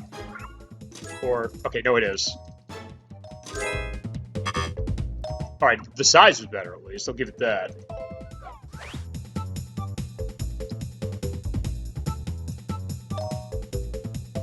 Alright, so here's Snorlax. First time we're seeing him here. Size is 460. Poses is scratching a tummy of 1,000. And technique is double. Wonderful. Yeah, Meowth is on the ground, dizzy. Seems to have fainted 800. Alright, that's not as good as my last one, though. Again, this is kind of this game, but again, it's definitely a lot of interesting things we can see for this. Alright, isn't this... I always loved this one. It says, wow, isn't this Pikachu on a stump? So I was like, yeah, Oak is very impressed by Pikachu being on a stump, or in this shot, being just over the stump. I can imagine somewhere in the background, like, I don't know, like a Hypno, which is not in this game, by the way. Like, levitating Pikachu over the stump. But Pikachu on a stump is a good shot of him to get because it's worth a lot of points. On his face, it's worth 1,300, which I think is the second or third most special points you can get on a Pikachu shot. 380 size. He's very lively. Great. Oh, it's not in the center of the frame. Okay. That's too bad, because if it was, that would have been actually... yeah, it would have been better than my last one.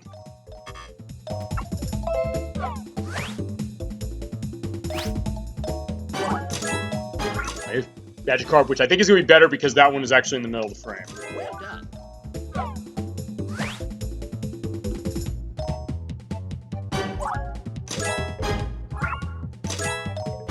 Alright, good. Scyther is in the middle of the frame. It was facing me as well, so we're all set that way. 50,000. Yeah, my last shot was better than this, but not by much.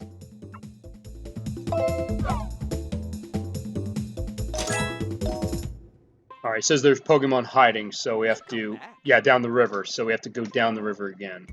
Actually, you know, before we do... Let's go to the volcano.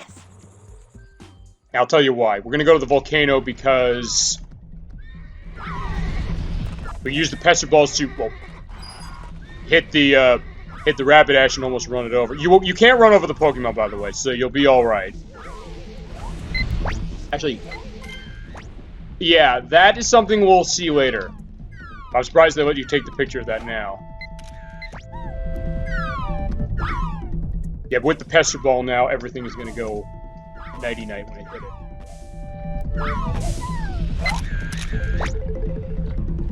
Okay, it looks like the 0-1 just ran right through it.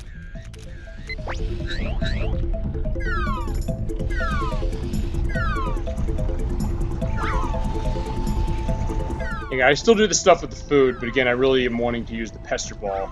And there's one specific place I want to do that.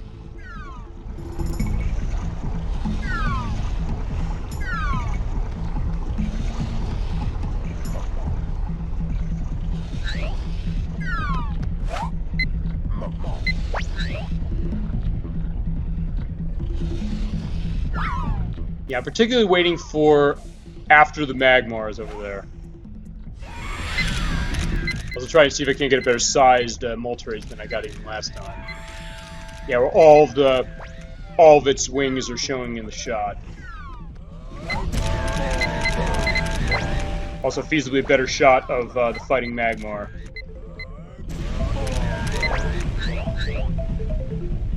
Yeah, but the real reason I came here with the Pester Balls is because when you throw in the volcano over here, yeah, you get Growlithe. The Fire Dog. And also, on top of that, you can also get its evolved form, Arcanine. There we go. Actually, not that hard to get a really good shot of Arcanine in particular. And you can feasibly find extras. Alright, I want to try and see if I can get a better shot of Charizard than I got last time. Yeah, it's basically just end your roll like that. There we go.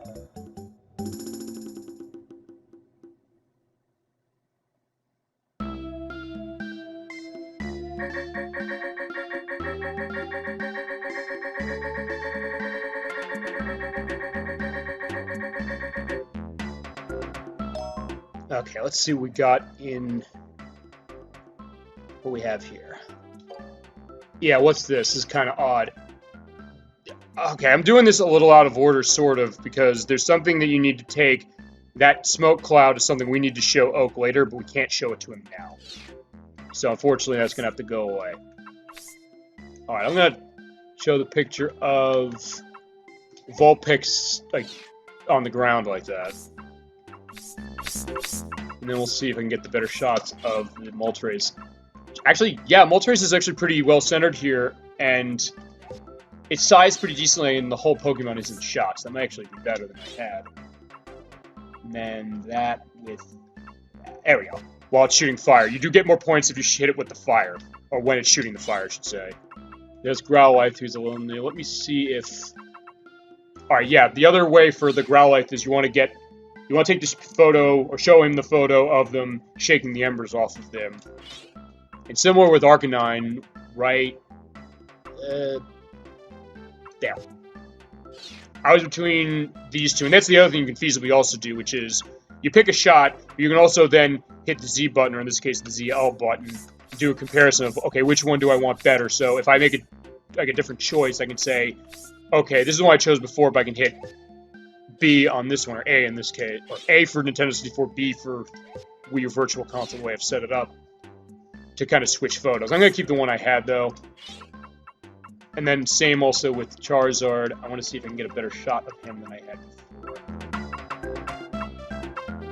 Alright, that is definitely more of him than I had last time, so we'll give that a shot.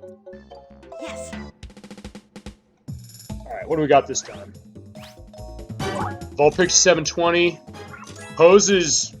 yeah, okay, it being on the ground from Pester Ball. Techniques in the middle. There are other Vulpix in the shot. Wow, okay, that was pretty close as far as being better. Not by much, by just enough. Well done. By 10 points. And that's really the point of this game. You want to come back to it when you have other power-ups, so you can get the Pokemon in different poses and unlock new Pokemon or open up areas where they might be, or pull them out of places they might be hiding. But Moltres, yeah, the size isn't so hot. Yeah, the other one I got was way better. Wow. Right, Magmar is going to be interesting in case you... Yeah, 930. Okay, that was really good. Unstable again. Yeah, I was a little late, because the best pose for Magmar here is when it's breathing the fire. I think it goes right when it stopped breathing it. Alright, so that is better than the last one I took. Well done. This Growlithe, 440 for size. Pose, yeah, tons of embers. Oak likes the embers, for sure. In the middle of the frame. Wonderful. Same with Arcanine. Okay, that's interesting. The Ember points are less for Arcanine than it is for Growlithe. That's surprising. Technique is good. Wonderful. And this is definitely going to be a better Charizard than I had before. Oh, it's still not very good, even at 550. Yeah, the sizing points varies depending on the Pokemon. Sometimes the limits on when you're able to, you know, have the sizing going will be higher. So usually for some Pokemon, 550, you'd say it's so-so, but I guess for Charizard, it's terrible. You were close. It's still better than my last one, though. So I'll take that.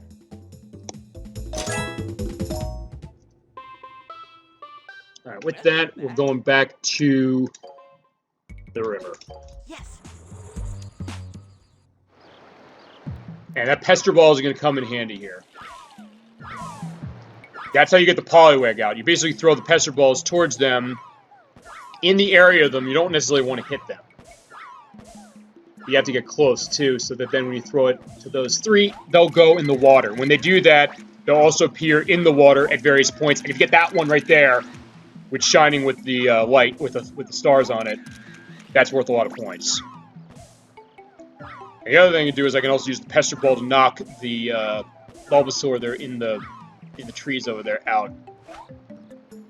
So again, you get points for more of them in the shot. Also, right now, though, what I really want to do is just get a better shot of Slowpoke. Let's see if I can't get better shots of Shelter.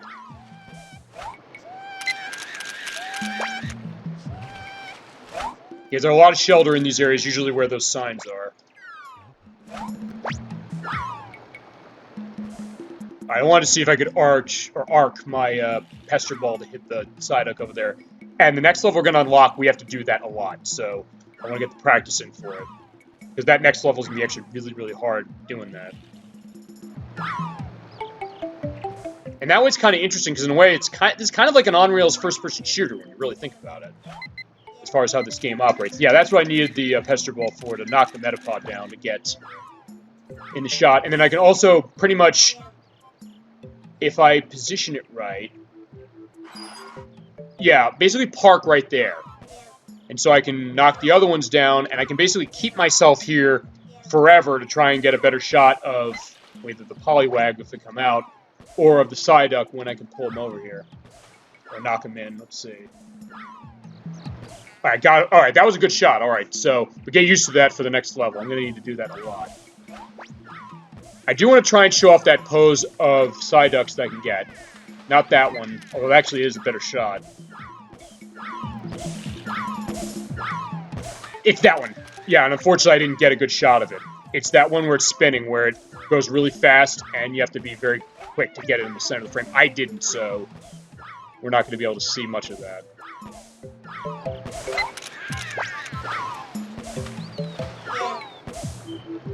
Yeah, the Metapod will stay down forever as long as I don't toss another Pester Ball into him, but since I did, I'm just going to keep going. Because actually, there's one other thing I do need to do here.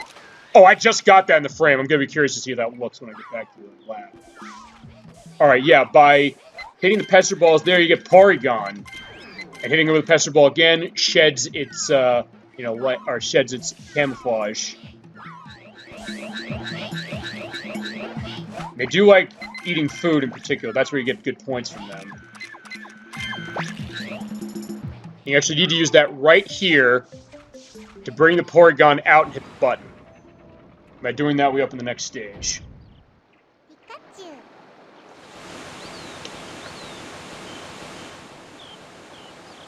And again, those hover jet propulsion, you know, thrusters on the 0-1 are going to come in handy here.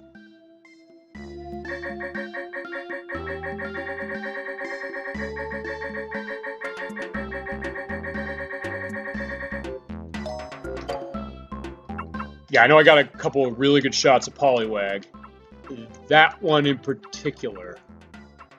Let me see. Okay, that's not in the center of the frame.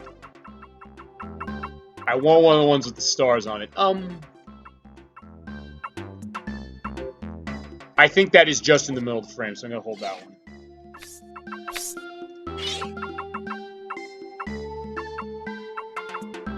Yeah, Slowpoke, that's probably the biggest one I've got here. A bit far away on the shoulder. I don't know if that's going to be good or not. Oh! Oh, I was going to say about the Psyduck. Wow, that's perfect. I've never gotten a shot like that of Psyduck before. That's great. That is exactly what I wanted to get. And you have to be very, very, very specific in order to get that. You have to toss the Pester Ball in the water.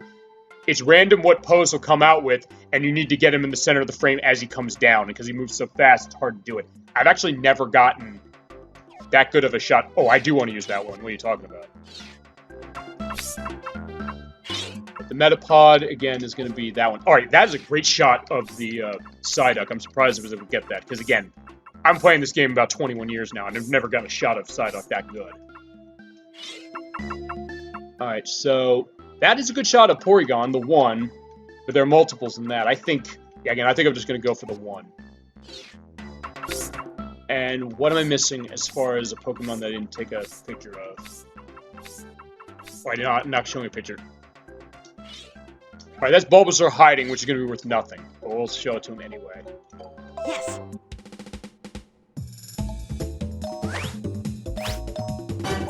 $350. What a jump. Yeah, the jump is the best pose you can get for Poliwag. And the center of the frame. Great. Okay. I just want to see how that Psyduck turns out above anything else. This is going to suck, but we'll see. 50 points. Okay. You were close. Yeah, but it shouldn't be hiding behind the log, pretty much. Slowpoke, 730. Pose, 800. Well done. Center of the frame. Okay, better than the last one. That's always what you really want to do. You just want to get your shot better than the last one that you took. Oh, man. I mean, if the size was better, that would have been perfect, but unfortunately it wasn't. You were close. Ow.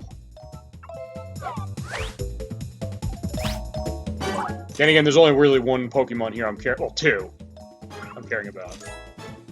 Well done. And there's Metapod, which is improved in my last one, at least. Alright, here we go. I'm very curious to see how the Psyduck's going to take. Let's take a look at this. 590. Yeah, that's not as good a size as I thought, but still pretty good. The pose of 1200, which is the best pose you can get. And it's centered. Well done. Alright, that was really good. Aside from the size, I thought the size would be better, or a better score, but still, I'm not going to complain about that. Here's Porygon. I think this is going to be a perfect shot, pretty much. Let's see. Size is 1,000. Pose is 750. Yeah, the best pose for Porygon is when it's eating. But, okay. Technique's in the middle of the frame. Wonderful. Alright, that's still really good for my first shot. Great. Alright, now we can return to the lab, and as we saw earlier, I opened up the next level. It's bound to split in the path. According to the research, it should have linked to a new course we can go to from the lab. Yeah. Alright, there's the cave. Yes.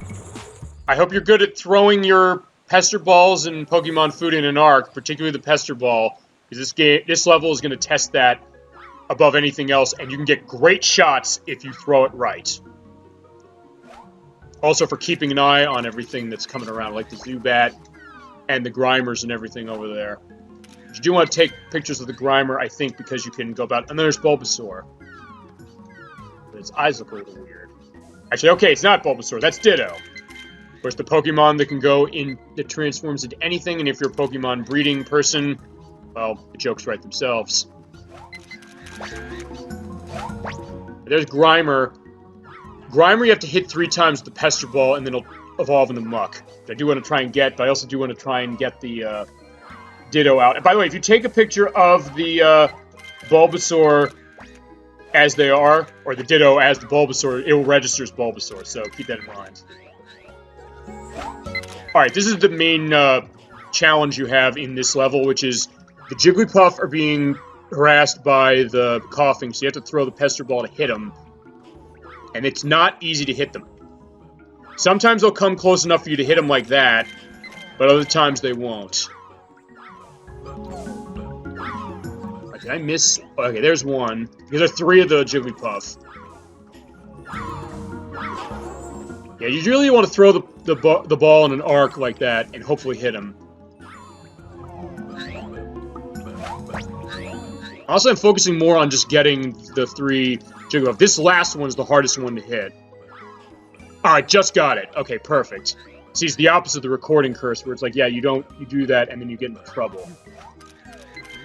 There's Weepin' Bell, and by throwing him in there, he'll evolve into Victory Bell. Hopefully I can get a decent shot as I go down.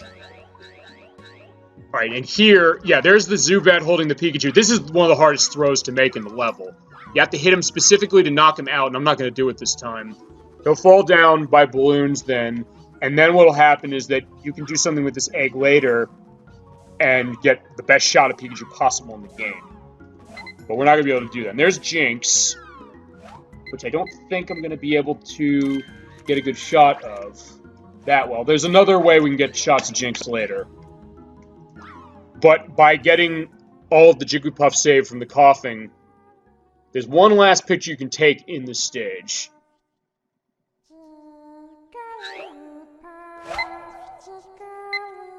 Jigglypuff's concert. And you get more points because if you rescue all 3 of them, you'll have all of the Jigglypuff that you can rescue here. So just keep taking those shots, and we're all set. And by the way, if you only save like 1 or 2 of them, that's the number of Jigglypuff you'll see on the stage at the end here. Thankfully, I did it on my first try, getting all 3, which was really lucky on my part, because I have not played this game that much recently. Actually, I think the last time I played it was actually at MacFest 2 years ago when I was doing the tournament that they had.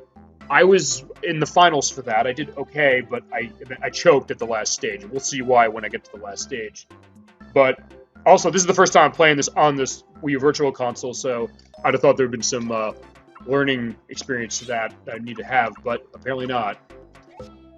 Alright, let's get our pictures set. Wait, what's that?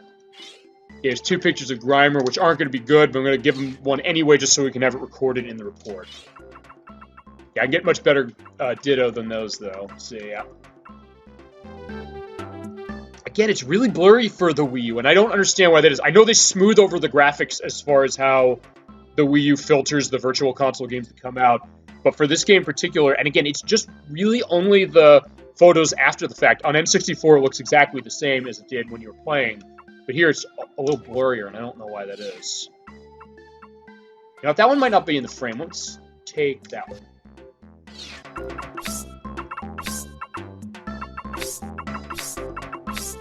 Okay, so yeah, the coughing is going to be a little different, a little weird to get, because hopefully I have a good size for it. And same with the Weepin' Bell. The Weepin' Bell is going to be a weird one, but it's falling in the water. Okay, that's interesting. It looks like the water splashed in the middle of the screen, which is weird. I've never seen that. Or, wait a minute, is that... I don't remember ever seeing this in the N64 version. That is strange. Maybe because of the waterfall going through at that point at the end. I've never seen that. Next time I put the Nintendo 64 version in, I'm going to want to take a look at that.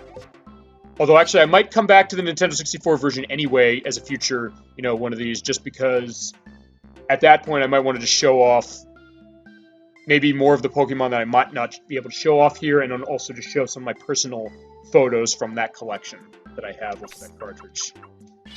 Alright, yeah, Jinx. Yeah, Jinx we're going to, I think, be able to handle a little better than I thought, but there's one thing I can do later that'll get a much better shot for Jinx. Or for Jinx, that's what you should say. Alright, so the Jigglypuff... Yeah, sizing always is a weird thing with this Jigglypuff stage photo. So I think that's the best one I can get, and that's everything we got. Yes.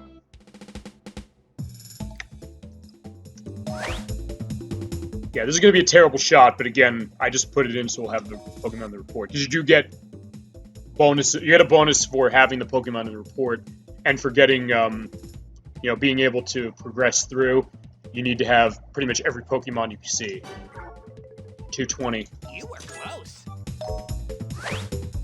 Alright, Zubat, I'm not expecting this to be that much better than that one. Yeah, still the gold standard, the first one I took. 310. Pose, okay. Not bad, but again, I basically got it pretty much perfect the first time. Ditto, 420, pose 900, and technique. Wonderful. The key to Ditto, by the way, though, is just transforming all three of them, and then getting them in a row with the Pokemon food. 350, 750. Okay, not a great shot of coughing. You can get it closer, but again, since I was trying to go and get Jigglypuff so we'd have the stage performance at the end, Wonderful. that was that. Yeah, I'm not sure about the Weaving Bell. I don't know if it's too small here. 320, okay, it's just enough. Pose, 750. It isn't the center of the shot. Wonderful. Yeah, and Victor Bell, I don't know what that is with that like water graphic, whatever it is, because I never remember seeing that from all my time playing the N64 version. Oh, okay, that's weird. It's 180 is the size, and that didn't instantly cause me to lose. Alright. That's good to know, but again, it also reinforced my point before, which is the sizing of Pokemon varies as far as when he'll toss it out, or when Oak will toss it out. It's about to leap out. Or, well, I guess the other thing is it's shaking what its mama gave it, I guess, if you want to put it that way. And it's in the middle of the frame. Wonderful. There's Jinx, 430 so-so, 750. He's in the middle of the frame, but again, we can get better shots of Jinx later. Wonderful. Wow. Alright, here's Jigglypuff Trio on stage. That's the other thing, because this is a special shot, and it's worth more points if you have all three at the end. It'll be called Jigglypuff on stage, you'll get points if you have one or two, but if you have all three, it's considered Jigglypuff Trio, and you get 1,200 points on the back of it. Size is 290, yet it's always hard to size this. I don't think you can get a perfect size on this. As far as all these I've played it, I don't think I've ever been able to do that.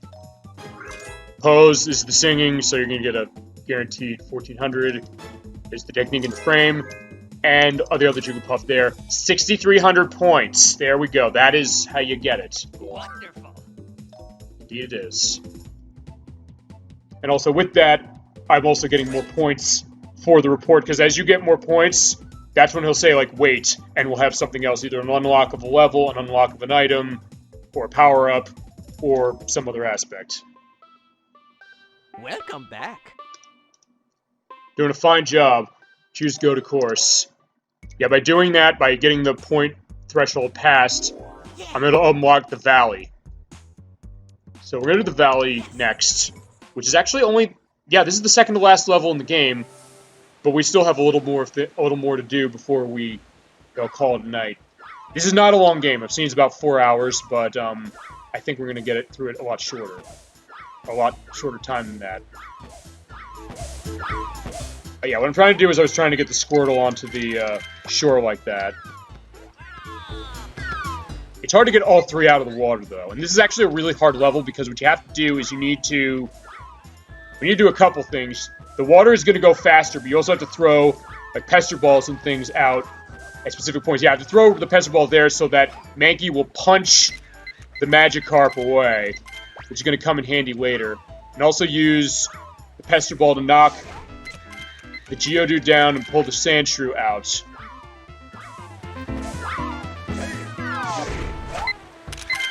I do love this really jazzy track that they have. Also, the other thing is that there's also Sandslash over there, and I can show you how to get him out, because he's out there normally, but there's one other aspect of how you can get him out to take a picture.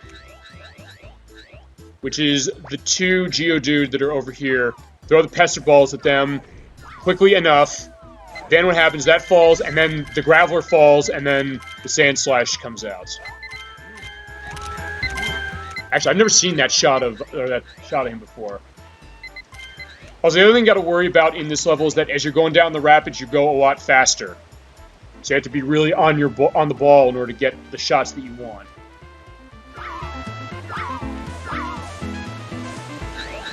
All right, now, remember earlier we Mankey knocked the Magikarp away. Now, if you hit it with the Pester Ball again, it'll bounce in, or splash into this, and then remember, what does Magikarp evolve into? Gyarados. So yeah, this is how you get Gyarados out of the waterfall. And that's how you get really good shots of Gyarados. So yeah, you definitely have a lot of little prerequisites you have to do in this stage in order to make things happen. Including some we're not going to necessarily be able to see, like getting the Staryu there. Or not be able to see completely. But I don't want to take every shot I'm going to do, because, let me see, I only have 4 shots left. I also want to try and throw the Pester Balls in there. Yeah, alright. Yeah, because there's a Dragonite. Yeah, unfortunately I ran out of film, so I have to do this level again, because there is one other thing I need to do at the end. But again, sometimes that's what happens. Sometimes you get so into the zone of the pictures you're taking that you kind of lose track of yourself and realize, okay, I'm out of film now. The days of film, I kind of miss that. The idea of taking pictures with the camera and then having to charge film. Although, if you talk to people who do photography, that's never technically gone away. I mean, there's still always going to be that aspect of having film as far as reloading and using that to get that, rustic feel when you take a shot of something. Alright, so there's Squirtle. I didn't really get a whole lot of good shots of Squirtle. Also, one other thing to mention, there's the Magikarp in the background there as far as the other Pokemon in the picture, but you will not get extra points for that. You unfortunately only get points for the extra Pokemon of the same type. So, unfortunately, you can't mix and match. I do hope that new Pokemon Snap fixes that.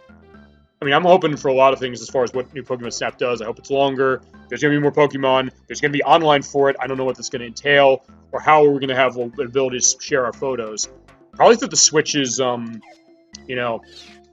photo sharing thing, but we'll see how that turns out. Alright, I'm not really getting a whole lot of good shots of Mankey, but we can do that next time we come by. Alright, let's see. Okay, so there's Sandshrew.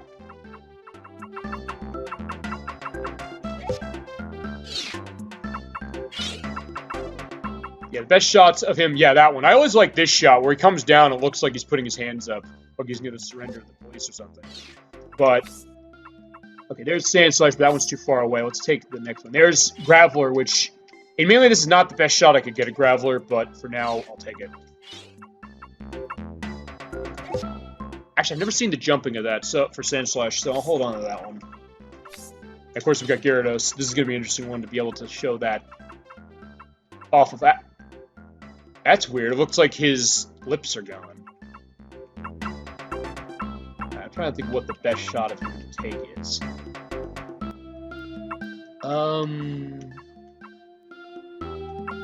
Honestly, I think that one.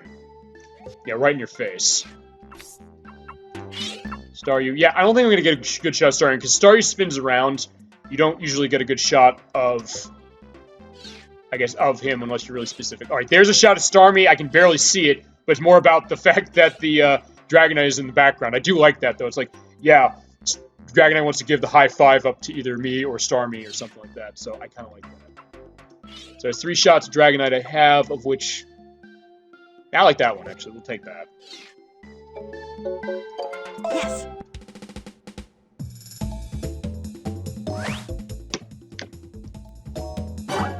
$390 on the Squirtle, $1,000 for the pose, and in the frame. And there technically are other Squirtle in the shot, because there is the shell of the one on the right, and that technically does count. And when you get the same Pokemon in the shot, Oak will not care if it's really, really small. He'll just judge you accordingly and give you lesser points based upon how big it is. Like through there, I got 20 points. Wonderful. For an even 2,800.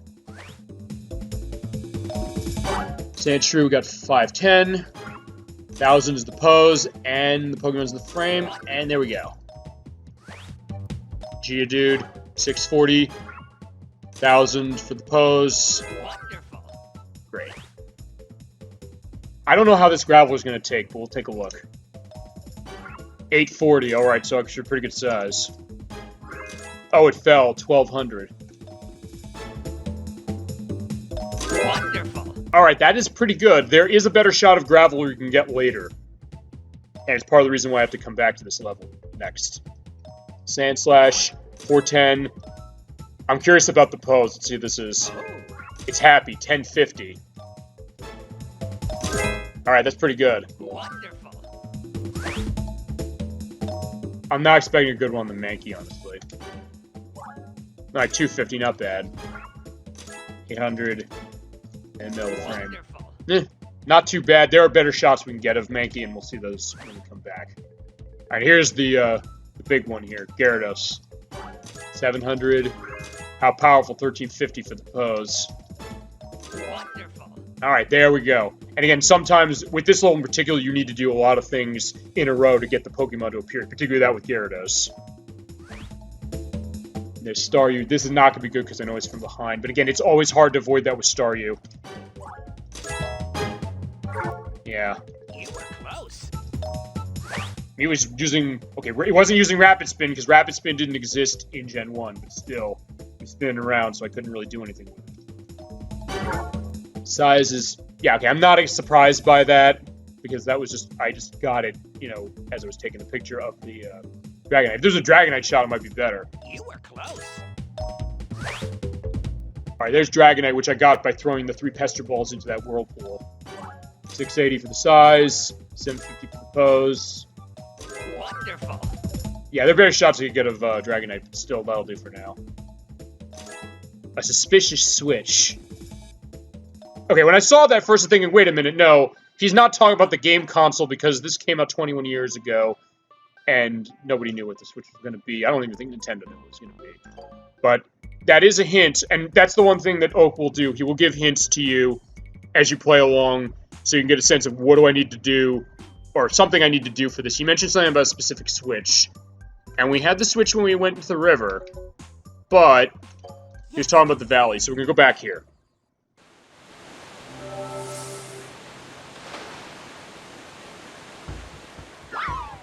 Alright, now I don't need to do the thing with Gyarados again, but I do want to try and get more of the Squirtle on land.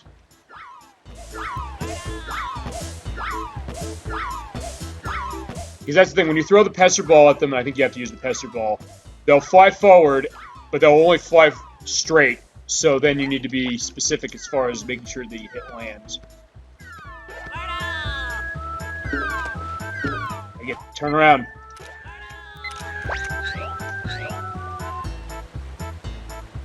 Alright, actually, I didn't look over on this side. So, I mean, there's not really much on the left side going down the river here, except for the Sand Slash and the Graveler and the 2 Geodude over there.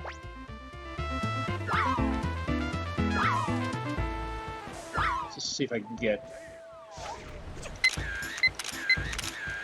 Gotta get a better shot of Sandshrew here. Which the best poses for him, I believe, are when he comes out of the ground or when he's jumping for joy with the food.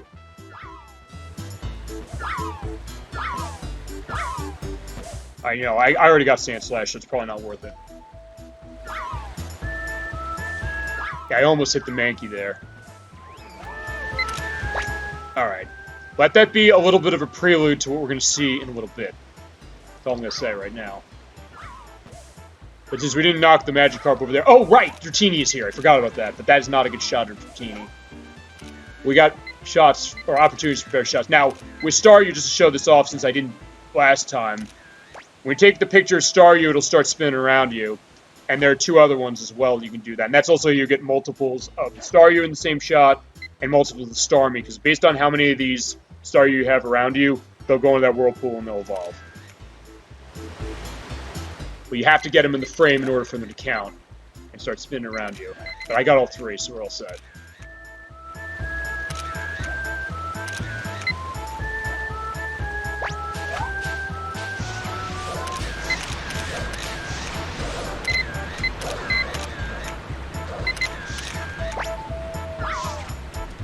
Alright, now, that was a little hint there of the Squirtle there. You have to hit this very specifically. You need to throw the Pester Ball into the Squirtle so it goes straight up the mountain like that and knocks the Mankey off. See if there's a Dratini in here, because you can throw Pester Balls and you'll see a Dratini come out sometimes, or a Magikarp. Oh! I don't know if I got it. Now, what happens when you knock him off the mountain like that, he just goes in front of that button, throw the Pester Ball at him to knock him right onto it. And that's the hidden area here.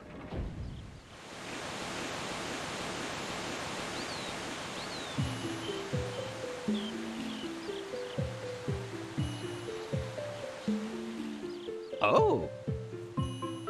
Alright, so this is Professor Oak's retreat, and now he has like the safari gear going now as well. Suppose you'd like to know why I'm here. Well, I received some information at the Pokemon lab.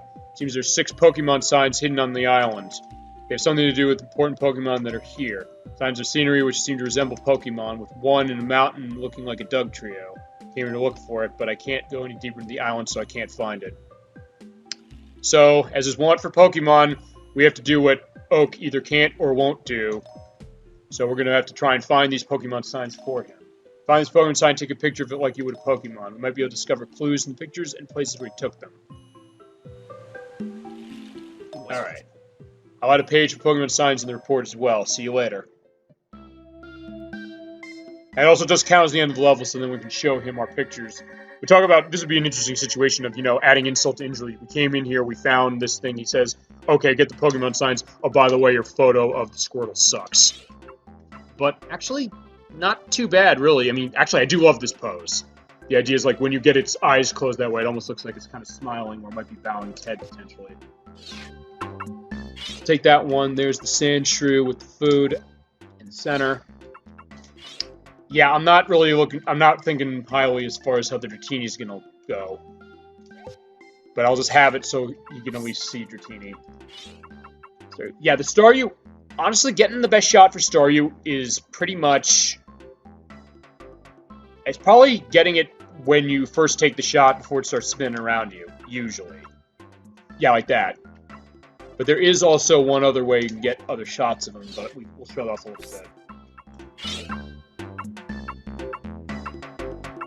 Yeah, as far as Starmie is concerned, usually the best shot you want to get is of them going up the mountain like that, but yeah, I don't think I'm really going to be able to go well with a shot like that. So take that one. And then just the Magikarp.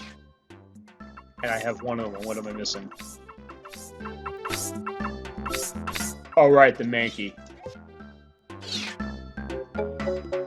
Yes.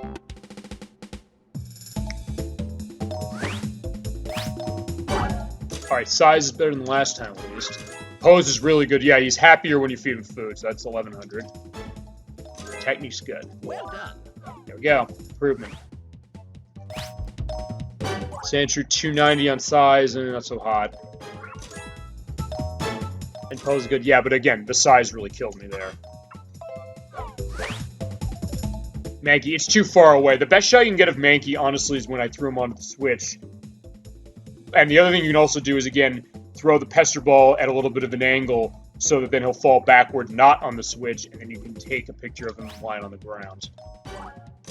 230. Mankey got blasted. Okay, so actually this is going to turn out better just because I got the pose right. Great. Well, okay, no it's not, because I didn't get it in the center of the frame. It would have if I had. But alas. Yeah, this I have no faith in, but at least I have Dratini in the report now. 370. This is the part that's going to screw me, the pose. Oh. Oh, it's not! Alright. But I'm not confident in the technique either. Great. Yeah, that was it. Okay, so it was the technique. I thought it was going to be because it was behind, but no, it was the technique that... Starry, this is definitely going to be better than my last one, at least. 420. Pose is 1,000, way better. And the technique. Well done. Yeah, it is definitely much better. Starmie's gonna be the same thing, although the sizing... Okay, that was interesting. The sizing is less here, but I guess because there's more of the Pokemon in the shot and it's not cut off, I'm not getting, you know, stopped. Pose is 800, and technique. Well done. Okay, but it is better, although again, I do like having the Dragonite in there. Magikarp's 380. Pose is 800. Yeah, the pose is better. That would have been a better shot than I took. Wait. Alright, so let's go. Welcome back. Here's something to make your search for Pokemon signs a little easier. Wouldn't it be great if the 0-1 moved faster? Now we can. This is the dash engine. Basically what happens is when you're going through the levels, you can actually hold down the R button, and the way I've set here, it's going to be ZR. And just go through the stage rapidly. So it's like, oh, if I want to get to the... we're going back to the beach, because we have to go through each level again to find where the Pokemon sign is. If I just want to go through the level, I can hold that ZR button down and just drive right through. But feasibly, yeah, if you do that, you can also potentially get stuck with the... or run into the Pidgey like that. But actually, that kind of helped. That is the best shot of Pidgey you can get, but it's not an easy shot to get. Right, there's Pikachu, that's fine. Alright, just put him into Daze. Now, the Pokemon signs, you said there are certain objects that look like Pokemon. Like this thing, which looks like a crab of some sort. Yeah, okay, so yeah, that's a Kingler. Or at least that's what it looks like. So, that's one of the signs. You have to go back to each of the stages and find all of the signs, and then provide them to Oak. They're not worth points, but they're basically worth... It's an empty percentage just to give you more of an opportunity to see other Pokemon that technically are not in this game otherwise, and then also because that's how we get to the last stage. Alright, sorry, Meowth, you're going down. And also, while I'm going along, I do want to get more points for the Pokemon I can take pictures of, because there's one other item we got, because I have the Dash Engine, which is surprised I got the Dash Engine first, because usually the other item you can get before the Dash Engine. Well, actually, I think the Dash Engine you get just by beating, or getting the secret exit for the valley like I did.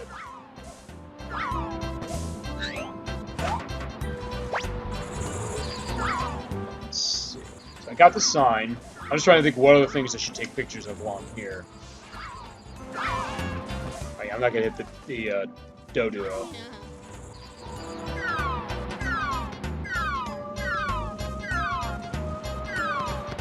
Yeah, I was trying to knock the Chansey off, or knock the Chansey out, because if you do that, the Eevee will be in a better mood. So feasibly, I can just hold the ZR button and just go. You know, let's just do that. So basically, you can just go to the end of the stage if you want. But again, when you get into that back to the lab section, your controls, or your dash locks, so it won't do anything anymore.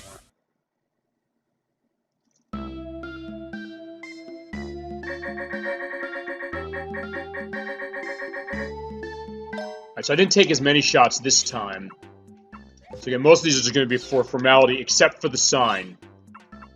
And again, you're not judged on this. He won't say, oh, your sign sucks because it's too small. He'll just say, like, oh my god, it's a sign, thank you for giving it to me. So finally, he shows us some leniency.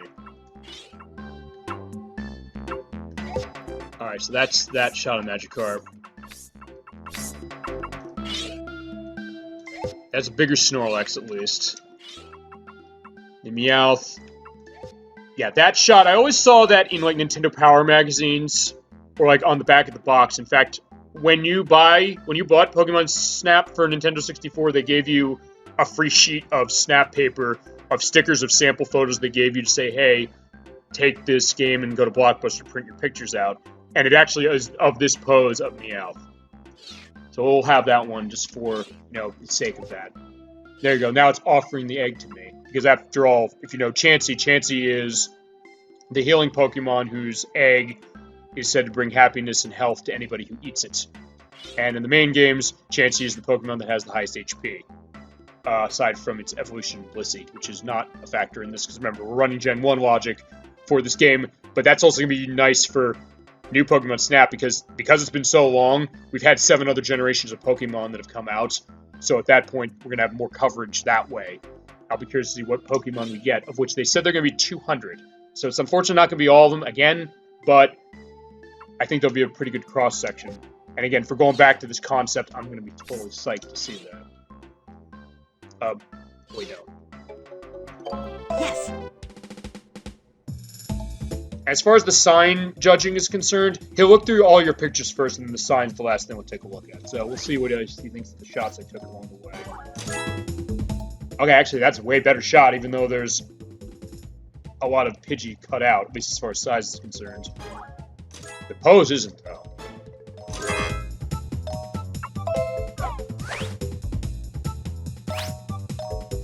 There's Snorlax, 660, much better size.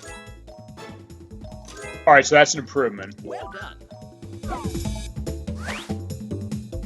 There's Meowth, 950 for size. Pose is 1,000. Alright, this is definitely improved. Well done. Chansey, I don't know. This is going to be curious. Because again, the Chansey I took before was actually surprisingly good. Because on the look at that last shot, it didn't look so hot. But it turned out great. 580 for size. What a funny pose. Alright, not bad, but the other one was better. Eevee, I think it's too small. Well, the pose is better, so actually that's going to help me, assuming it's in the frame. Well done. Alright. There's Magikarp, which again I just did for the purpose of it. 50. Good splash. Yeah. Oh. Here we go. Now this is the Pokemon sign. This is exactly the Pokemon sign I've been looking for. Yeah, so there's the Kingler, and it will tell you in the menu what the Pokemon associates with. Actually, I've done pretty good with the Pokemon in the report, because I only have about 6 left. So actually, I might end up showing off all the Pokemon in this game by virtue of everything. Welcome back. Take pictures at a good pace to make your work easier for you. Here's a present. Yeah, this is because I got a high enough score. I'm getting this. This is the Pokemon flute. Uses pressing the C down button. So the way I have this set up as far as how I remap the controls for the Wii U pad, or the Wii U Pro Controller, I should say, I set this on the A button, so that's how I'll do it. But on Nintendo 64, you hit the C down button to play it. Oh no. Yeah, I hit there to repeat it, so yeah. No, I don't want to hear it again. Alright, let's go to the tunnel. And actually, with that flute, we have options for doing certain things. Let me see something. Yeah, with the flute, you get to play 3 songs. You can also change them on the fly by pressing the A button, or the... by A for my setup, C down for 64. And certain Pokemon will react to that flute a little bit.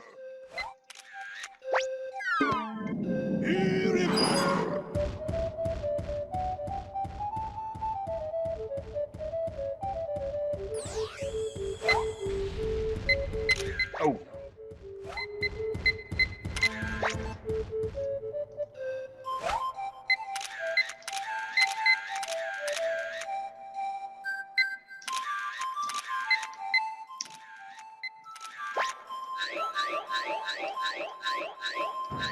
And those are the 3 songs of the Pokeflute. That's why I was kind of keeping myself quiet. Now, alright, with the Pokemon Flute, though, Pikachu reacts very specifically to this, and what you want to do is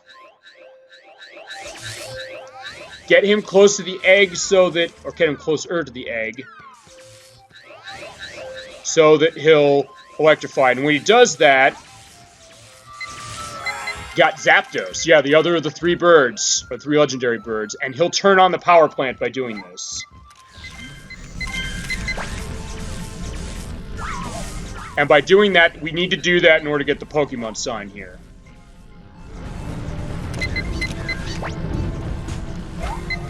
And also the music changes a little bit to be a little more upbeat and have a little more percussion.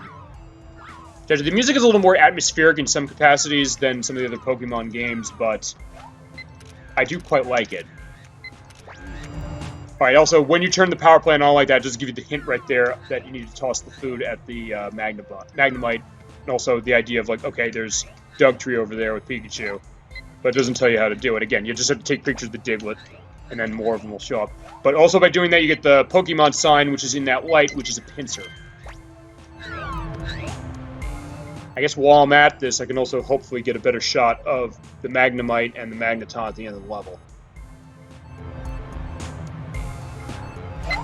There is good old Pinsir, who only shows up this way. There are some Pokemon, he mentioned the Doug Trio in the valley, in the mountain. Which, again, we can get Doug Trio in this level. But, again, the other Pokemon, I don't think you can see them in any other aspect in this game. And we'll see if new Pokemon Snap changes that. Come on, come on. Turn around. Yeah, Magneton's always a tough one to take a picture of because it's the 3 Magnemite, I guess, mixed to each other, but you can't necessarily shoot it right in the center, which is always weird. They're kind of shooting it at the center up at the top like that, so I'm just going to waste all my photos on that. Yeah, one of them I think is going to have to be something special. I got the sign, so we're all set there too.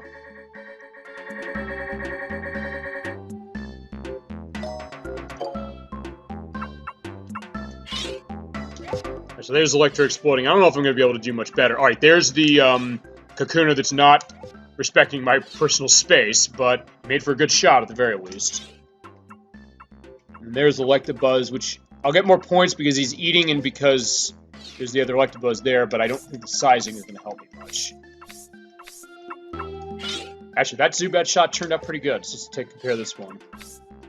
What's this? Kind of odd. Alright, the lack of clarity. That's what happens if you take the egg without... take a picture of the egg without hatching it. And again, you need the Pokeflute in order to... the Pokemon food and the Pokeflute to get it. But by the time you get the Pokeflute, you have the food already. Okay, so there's Zapdos. The best pose you can get is either him doing that, or when he comes right out of the egg. I think I'm going to take a picture of him coming out of the egg. Alright, I already took the... Wait, is that the Zubat I was taking? Oh no, it was that one I was going to hold. Okay, so here's Haunter again. Kind of a throwaway for Haunter, but it looks a little better than some of the other ones. And same with Diglett. Actually, that's probably one of the best shots Diglett have gotten so far, which is not saying a whole lot. Oh, okay, because I was curious about that. That's where the sign was, but it does flash on screen, so I guess it didn't take. But that one did, so we're all set. There's the 2 with the Magnemite. The one thing, you know what? I'm going to give him this one, I'll tell you why, because of the one in the front of it that has, you know, is to my back, so I don't know if that'll help me better or not to get that. Alright, so actually, yeah, I got really good shots at Magneton that way, and that is in the center of the frame because I got the one on the top. But if you shoot it right in the center, between where all 3 are, that counts as not being in the middle of the frame, I think. So you want to be careful there. You know what? Let me just make sure I gave him the sign. I think I gave it to him.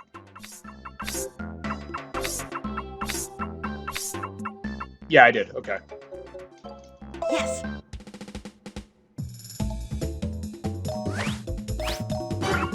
Okay, actually, this might be better if I got a 930 size. 1200. Oh, okay. Off by 10 points because of the other electrode that's slightly in the frame of the other one. Okay. I'm curious what he thinks about this one. 770. All right, that's pretty good. Poses 1,000, and that is definitely in the center of the frame, no question. Wow. And there are technically others in the shot. 100 points worth. Actually, that was really good. I'm surprised. I thought it would be too big for him to say, like, oh yeah, there's not enough of the shot, or not enough of him in the shot. Well done. All right, that was really good. Sometimes the pictures will surprise you, so that's the other reason why you take as many pictures as you can, so you look back and you see, hey, it actually turned out really nicely. Same with the Zubat. Probably not as good as the first one. 520, 1,000, in the center of the frame. Yeah, not, but a decent shot of Zubat anyway. Here's Zapdos, 660 in size. What a Thunder Jolt, 1350. Wonderful. There we go. There's Haunter, which again is smaller than the one before. So, pose 750, and in the middle. But still, the last one's better.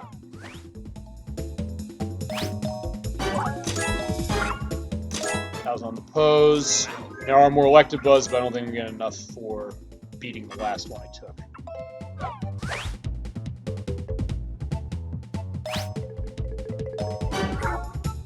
Now, it's still better than my last one. You were close. Well done. It's still better than the last one. Alright, now I'm curious about this Magnemite. Okay, yeah, 100. You were close. Alright, now the Magneton, though, I'm really curious about. 630, pose 900, and is in the middle frame. Perfect. Or, not perfect, but way better. Oh. Alright, this is the Pokemon sign I'm looking for, which is a Pinsir. Wonderful. Alright, 58. If you collect all the Pokemon signs, you'll be able to enter the secret course, which is what we're doing, and then that will be endgame. Welcome back. Alright, let me also think about something, because we've almost seen all of the Pokemon that are here, so before we end the game at least, because this is not going to take too much longer, I do want to at least show off every Pokemon if I can do it. Now, the sign is actually right here. I took it earlier, and it said, hey, what is this in my results? You actually have to throw the Pester Ball into the volcano like that, and when you do, the smoke cloud there is of a Coughing. Alright, fine. There are 2 Pokemon that are actually in this game that have a sign, which is Dugtrio and Coughing.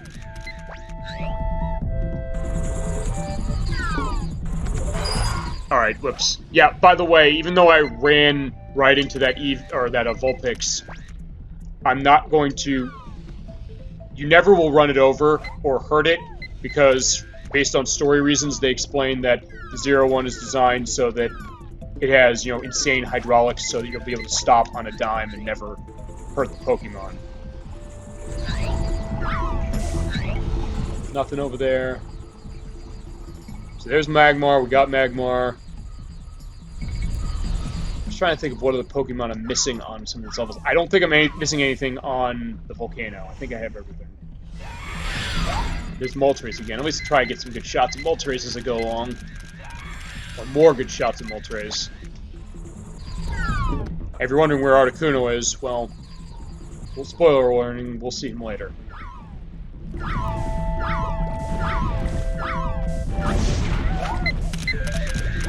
There's another Growlithe. Let me see if I can't get here, because I think it's random which of the ones come out, because sometimes you get multiple Arcanines or multiple Growlithes depending on what happens.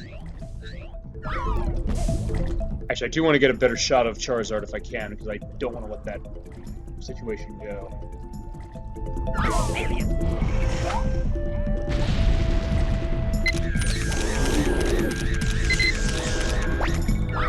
Plus, you can pester him and he'll shoot fire at you, but I missed it.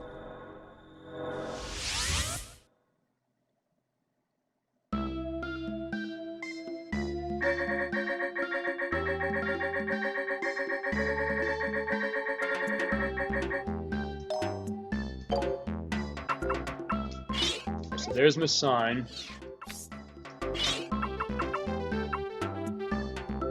I'm curious about this because it looks like it's on the side enough that I might be okay. I did take a lot of Moltres, so let's see how that turns out. Yeah, I'm just trying to not get the wings to clip. But I don't think I'm going to be able to do that here.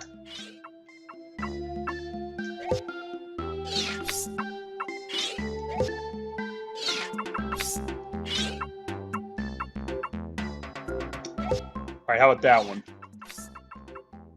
Alright, what am I missing? You know you have all the photos you need if it says, oh yeah, press the B button to go back to show Oak these photos. Alright, that's a unique one. Yes.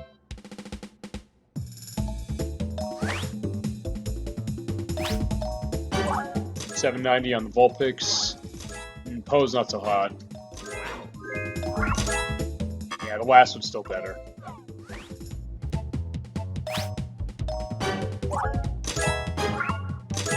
Yeah, it's right in the middle of the wings of the Moltres. There's not a special shot, by the way, for doing that, but it's just how it turned out here.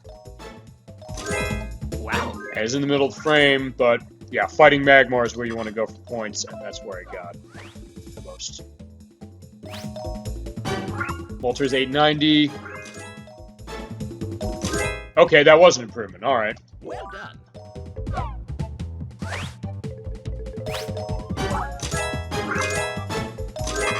Yeah, that one's not, though.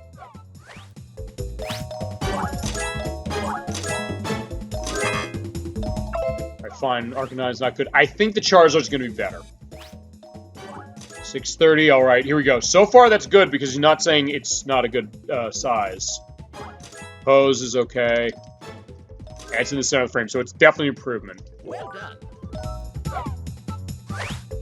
Oh. Alright, here's the Pokemon sign of coughing, and we're all set.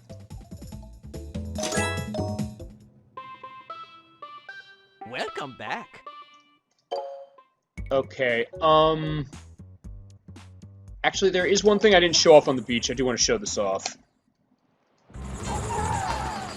We're just gonna take the accelerator and just hit down on that and go over to a couple places to show these off. They're more of curiosities and also showing off, like, different things. Like, with Snorlax here. We went with the Pester Ball, and he, you know, started doing things, but by playing the Poke Flute, he'll do different things, particularly based on the song.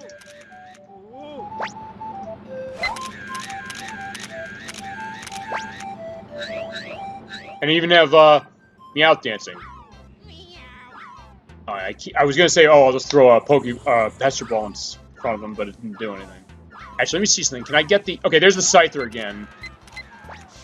Actually, I do want to put Meowth in the middle of the road, just so I'll have time for... Because as soon as you release the Scyther, the Pikachu will go over on the stump, and I want to be ready for them when they get over there. I can hear him going Pikachu, so we're all set. Yeah, when you play the flute, Pikachu will do Thunderbolt, and that's how you're able to get the best shots of Pikachu on the stump, and get multiple Pikachus on the stump. I think that's it. Well, actually, no, there's one last one I want to show off, which is... Okay, not the Pidgey and Meowth.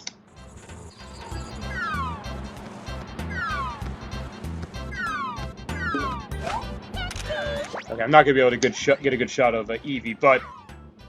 Yeah, it's Kangaskhan, because when you hit Kangaskhan with something or she'll, because Kangaskhan's always female, remember, in the games. She'll look at you, but... If you play the Poke Flute, she'll start dancing with a child, and it's a nice shot. And that's the best pose points you can get for Kangaskhan.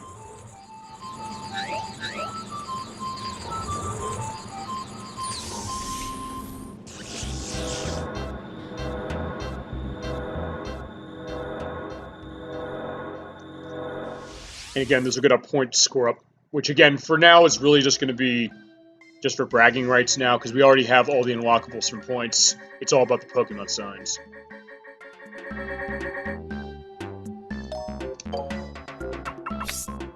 So let's see. Let me take... I like that one, where he has the mouth open. There's Scyther, which I think is to the back, so it's not going to be very good, but I'll take it anyway. Alright, there's Pikachu on a stump, which, again, is going to make Oak really happy. See, it's weird, because I'll get more points for hitting more Pikachu in the shot, but I also kind of want to give him this one because of how much bigger it is. Yeah, I don't know what this chance is going to be like, so let's just give it to him just because. And then Kangaskhan, busted a move. Yeah, actually, that looks like a good shot as far as the size, so we'll give him that one. Yes. Alright, 670, so it's a little better size-wise. Pose is 1,000. I think there's a difference with which one it's dancing with that you get more points with. Well done. But still, this is just barely better than the last one. This won't be. Oh, but... Okay, it will be. Never mind.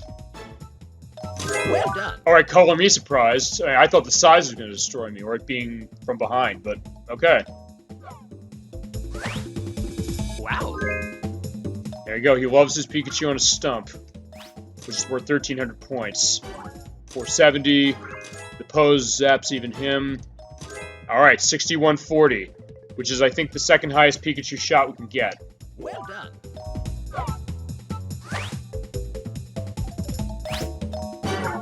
Yeah, the Chansey was not very good. I was not expecting... I was not surprised seeing that. Kangaskhan, though, this is going to be a little different. 1,000. Okay, I think this one might be perfect. It should pose 1050. And then the shot. Okay, that's perfect. 1050 is the highest pose we got, so that's the perfect Kangaskhan shot. Alright, so that's again about the Pokemon signs. Welcome back. Which we'll go get. I just gotta see if there's any other Pokemon I'm missing anywhere. Okay, well, let's go to the river. Alright, I'm not gonna care too much about the Poliwag, besides I got a good shot of them already. And same with the Bulbasaur. Now, what I am going to be paying attention to, though, is the Vileplume that was over here. Because it was underneath the ground. You do need the Pokeflute to wake it up, so press that C down button. Vileplume will start dancing. And by doing that, you also get the Pokemon sign, which is a Cubone. And Vileplume will dance differently depending on the song you have. I don't know if there's a difference. But, okay, I'm out of range, so that's not going to be a factor anymore.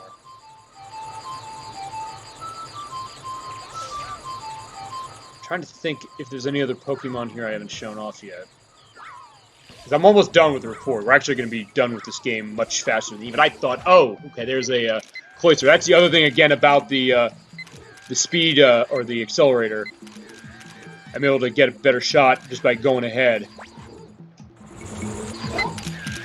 Actually, yeah, those Cloyster shots are going to be really interesting when I see him coming back.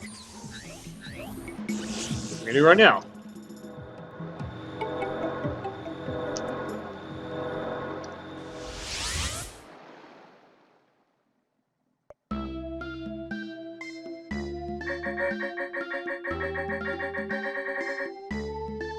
Because I didn't take as many, but I did get some nice ones, particularly a Vileplume. And of the sign.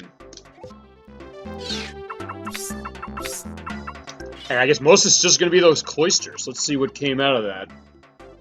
That's good, particularly for the extra Cloyster in the shot. That one is... Actually, you know, even still, that one might be perfect, so let's give him that one. Yes. 460 on Vileplume. Isn't the Pokemon dance fun? Yes, it is. 1,000 for that, and it's in frame. Wonderful. Okay, so there's Vileplume, and we're good. Alright, now I'm curious how Cloyster's gonna do. 940. Alright, that's really good. Pose, 750. Technique, in frame. Well done. Alright, definitely improvement. Cloyster's a weird one to get the pose for, because I think it's basically just spinning, so there's nothing really to adjust to, but I think... Depending on, like, if it's coming right out of the water, it's worth more points. Wonderful. Alright, so there's Cubone Rock. And only... Okay, there's 59 Pokemon we've gotten the report. We have 4 left. I think it's 4. Alright, let's go to the cave, then. Alright, now I'm focusing on I'm gonna focus on the sign for sure, but I'm also focusing on... the Grimer. Well, actually, taking pictures of the Grimer, because as you do that, more of them will show up later in the level. Or when I go to the next section over there. Also, I'm trying to throw the Pester Ball at him, because if you hit him 3 times with the Pester Ball, he'll evolve. I just missed it. But by taking the pictures of him, I can get that one closer to him and just throw... Or closer over here and throw the Pester Ball at him.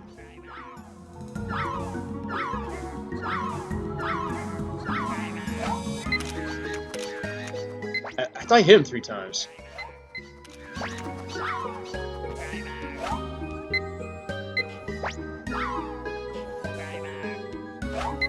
What happened? It's supposed to evolve after 3 hits.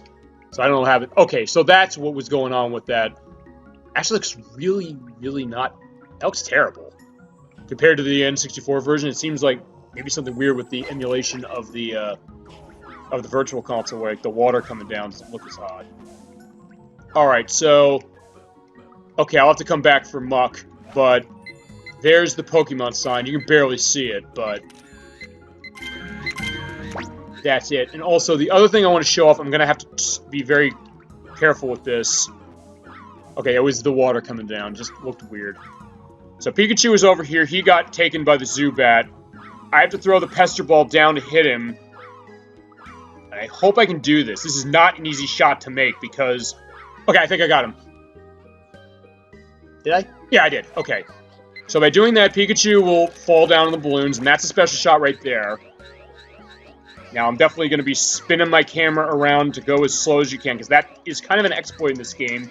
You keep hitting that C left to C right button, and you just keep spinning around like this, and I'm probably giving you motion sickness by doing it, so I'm sorry if that's the case, but by doing that, it allows me to slow down, and then Pikachu's down there by that egg. I need to play the flute, which also gets him to use Thunderbolt and gets him to bust the egg and also get the Jinx to do that. But the other thing I want to do is I want to slow myself down, because by that we also get Articuno out. My favorite of the three elemental birds. And also by doing that, you get another shot of Pikachu, a very specific shot, and this is the one... This is the shot of Pikachu that's worth the most points of the game if you can get it just right. Hey, I'm doing this so I can ensure my shot perfectly. Because what's happening is Articuno's flying away, and you're barely seeing Pikachu there while I'm looking backwards. What will happen is he'll come back, he'll pick up Pikachu, he's doing it there, and then he'll put him on his back. From here you can take a picture of Pikachu on the back, and if you get him perfectly like that, a perfect shot like that, which I just missed, but I got some good shots of him, and if you get him perfectly sized, that's worth 8,000 points. That is the largest score you can get of any shot of Pikachu in the entire game. So we'll see how it turned out, and the stage is empty because the coughing did unspeakable things to the Jigglypuff. But the Jigglypuff probably figured it out. They probably put him to sleep, and then, like the anime, she took the marker out and just wiped down their faces.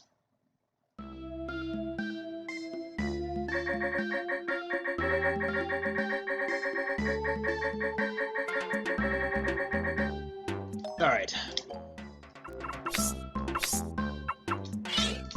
So there's Grimer. Again, I'm going to have to come back for Muck. I'll come back once for Muck, and ooh. Yeah. Jigglypuff crotch shot, I guess. But, alright. So this is the sign. You couldn't really tell what it was. It's Mewtwo. This is the only place where Mewtwo is present in this game. But again, it's that setup for it. And then I got the bunch of pictures of Pikachu, which... that's the best shot of this Pikachu I've ever gotten. So actually, I'm getting really good luck tonight with that. So, that's good. And then I got the pictures of Articuno. So,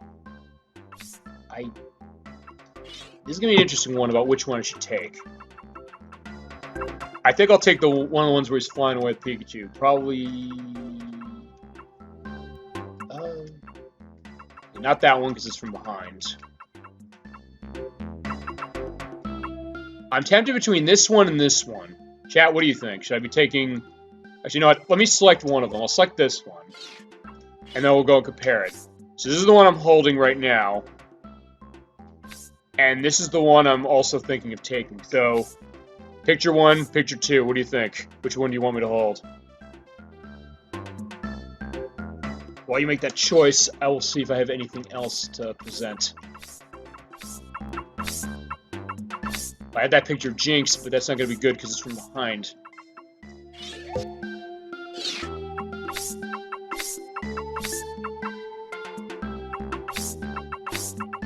Alright, so that was the last one. We go back to the Articuno again. I'm not hearing consensus from chat. I'm gonna... I'm thinking more of this one, honestly. I'm curious how that Pikachu is gonna come out. Or how he's gonna think of it. If that's Grimer, this is not gonna be very good. Still better than the last one, though. Well done. I love how he says, "You were close," and then, "Well done," as if this is a better one. Alright, 780. 750. Alright, that's a better shot than I thought it would be, given everything, but... okay. Yeah, my last shot was way better. Yeah, this is gonna be bad because it's from behind. 460. Yeah, 10. You were close. Alright, here's Articuno, who's new to the report. Oh, shit! 470. Oh, man. You were close. Alright, well, I got Articuno, so at least you're seeing that, and it's adding it to the report, so I'll take that for the time being. Wow. Alright, this is Flying Pikachu. Now, as I said, this is the picture of Pikachu that's worth the most points of the game if you get it right. When you start, you get 10,000, or you get 2,000 points. 690. Poses 1,000. Okay, wow. 7380. That is the best shot of Pikachu I have ever gotten playing this game. So, You guys were all witness to that, and I thank you for being witness for that. But, okay. This is it. Even 21 years, I guess I still got it. Well done. There we go. Oh. Okay, so there's Mewtwo as the Pokemon sign, which is great. So that's 60 as far as the Pokemon, and there's one more sign to get, but before we do that, I'm going back to the cave. We're gonna get Muck. Since I'm so close to showing off every Pokemon in the report, I may as well go about it. Just take pictures of all the Grimer you see, and then hopefully I can get the other one there.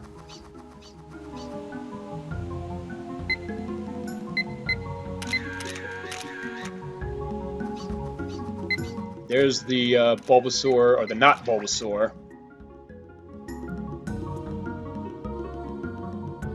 Now, where is... Oh yeah, there's a Grimer there. Oh, there we go. Alright, there's Muck.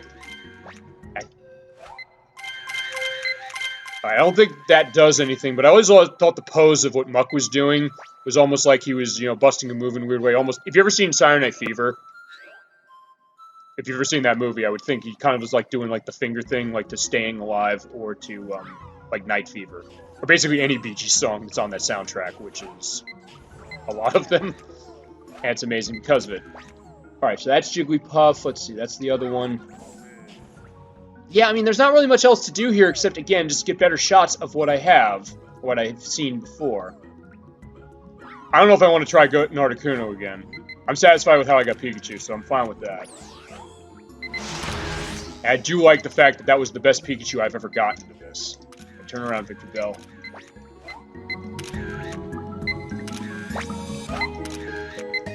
Alright. Yeah, definitely Victor Bell is a special place in my heart for a lot of reasons. Not least of which because he was the grass type I used in Gen 2, and also because, for the anime, because he always would eat James. Which is always a funny sight. Okay, well I still got Zubat anyway. Yes? Alright, so at least I can get a better shot of Articuno, so I'll do that.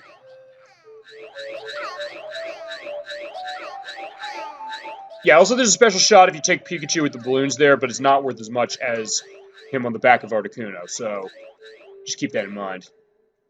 I just need to get him over there. Come on, Pikachu.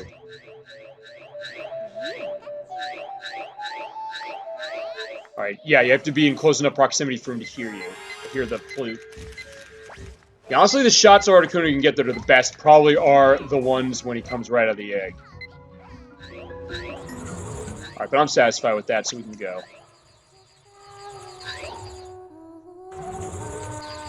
Okay, since I only saved 2 of them, I might as well show off what happens when you show them the picture with just 2. I just empty the roll.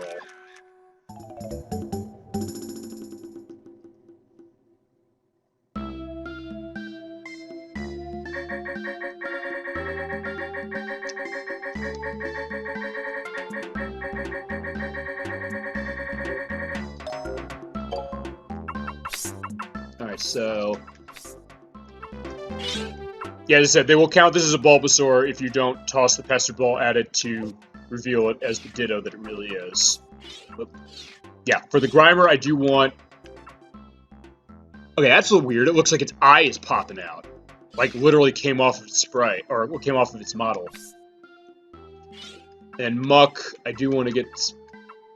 yeah, I want to size him a little better. Alright. Or, no... actually, okay, I said he's, like, doing the finger thing of Silent Fever, but actually... yeah, there it looks like he's slipping me off. He's mad. Alright, fine, we'll go about that. That's Coughing, which, again, I'm not putting much faith in. That's Weaving Bell, which I think is too tiny. And then Victor Bell, which I did get a lot of good shots of Victor Bell, so let's get one of those right... yeah, that one.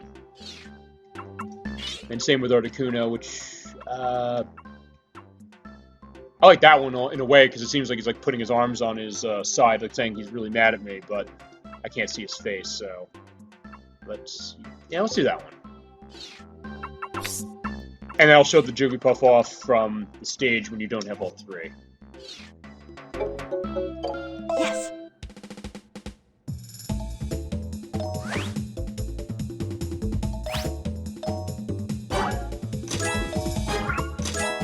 Yeah, you don't want to come here usually for pictures of Bulbasaur, even though there's 3 of them. But usually you just want to go to the river for those. Alright, so there's Grimer with its eye falling out. Grimer with its eye falling out is worth 1,000 points. No, I'm just kidding. I wish it was. That'd be hilarious. I can imagine that idea of, like, just really bizarre things. Like, wow, isn't that Grimer with its eye falling out? Alright. But that's a way better size than the other ones I've got at 930. 750. Well done. Alright, that is definitely improvement. Or how about this one? Wow, is this Muck flipping me off? Muck flipping me off is worth 20 points. Okay, 1,000. Alright, this is what we want. Pose is 1,000 as well. Alright, this is perfect. Yeah, I think this is the perfect shot of Muck you can get. I don't think you can get higher than that. Wonderful. There we go. So yeah, actually, Muck flipping me off turned off really well. Coughing, I'm not putting much faith in this. I'm surprised I didn't get failed on 200 right there, but okay.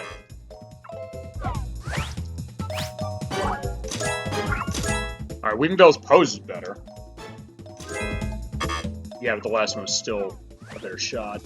Like, this is definitely going to be a better shot than that one. 850 for the size. The pose wasn't as good, though. Well done. That being said, the size saved me there. And then Articuno, let's see how this took. Still not very good, but still an improvement somehow. So it's going to be, you were close, but also, well done. It's like, yeah, well done by being so close. Wow. I mean, I will say this, when new Pokemon Snap comes out, assuming Oak is involved in it, I hope that, like, they make it more dynamic as far as some of the stuff he does as far as judging, or whoever it is that judges.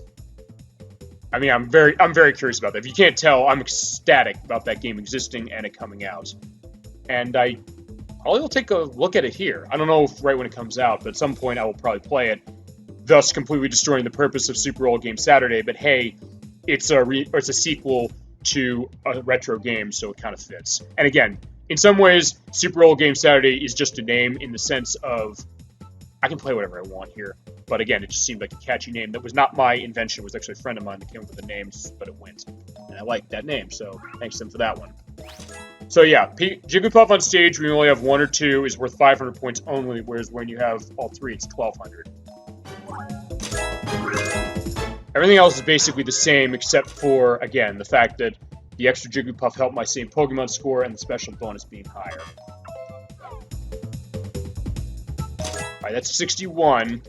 Now, there is one more Pokemon I can get. Welcome back. I just have to remember which one it is. Or no, two Pokemon I can get. Because the last level has the last one I can get. And then there's this one here. Yes.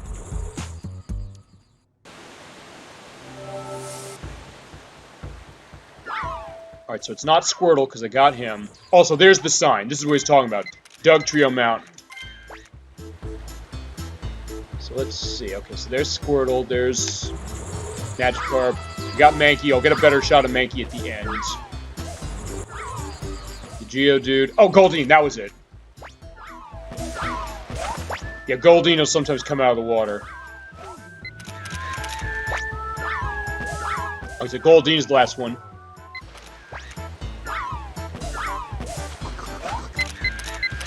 Alright, may as well get better shots of Magikarp as I go. Yeah, so basically just throw the Pester Ball in the water and hope that another Goldeen comes out. But I did... Alright, there we go. That... I don't know if that was in the middle of the frame or not. I think there's a place where Goldeen comes out at a set interval, but I don't remember where it is or if that's actually the case. Alright, so Goldeen was the other one, and then actually there's one of the Pokemon after that. Actually, one thing I will show off here is that this is the better shot of Graveler you can get, which is Dancing Graveler. They'll dance differently in a circle depending on the song you give them. This usually is the best one for me because it means you can control where they are a little, or their movement a little better. Where that one they'll kind of stutter a bit, the other one they'll spin in place, and that one they'll just jump around. Alright, I showed Dragonite off as well already, but I may as well try again. Keep throwing Pester Balls until he pops out.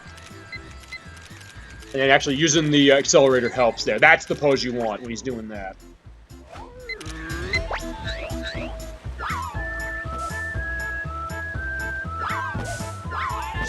Okay, yeah, alright. That's what happens if you don't hit the Squirtle right. He'll just go off to the side and the Mankey will still be on the mountain.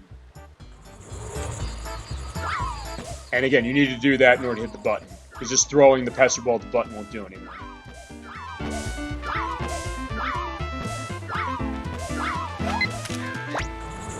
Yeah, I wonder what one of these... Whoa, whoa, whoa! Alright, that was actually a really good shot of Magikarp I was getting. Almost as if it landed in the device, or in the 0-1, I should say.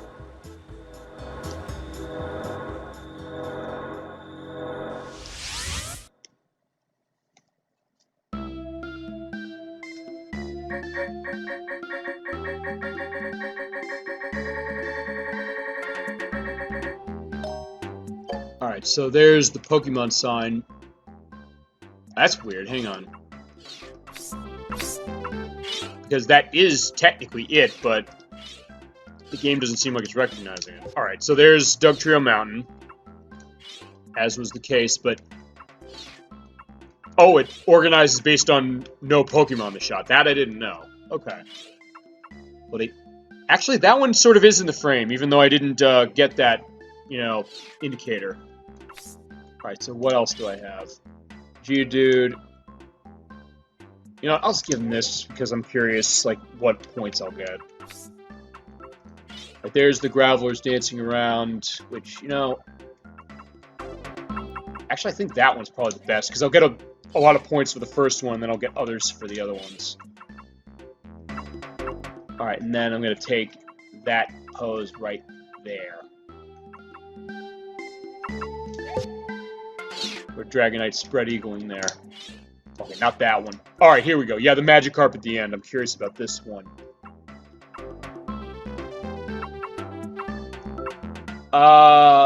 Yeah, I don't know about this one. It seems like it's from the back. I don't know how that's going to take. Wait, what else do I have that I can walk in? Oh, I got a picture Staryu. I mean, I may as well give him everything. Why not? Yes.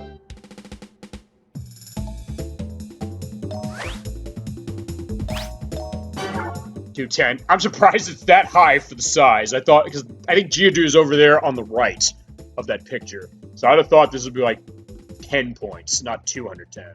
You were close. Alright, so Goldeen. Yeah, this is the last, you know, new Pokemon we're going to see as far as, like, regular stuff, except for the last level. Good splash of 1,000. Wonderful. Alright, that turned out pretty good. There's Staryu, which also isn't going to be a good shot. 210. You were close.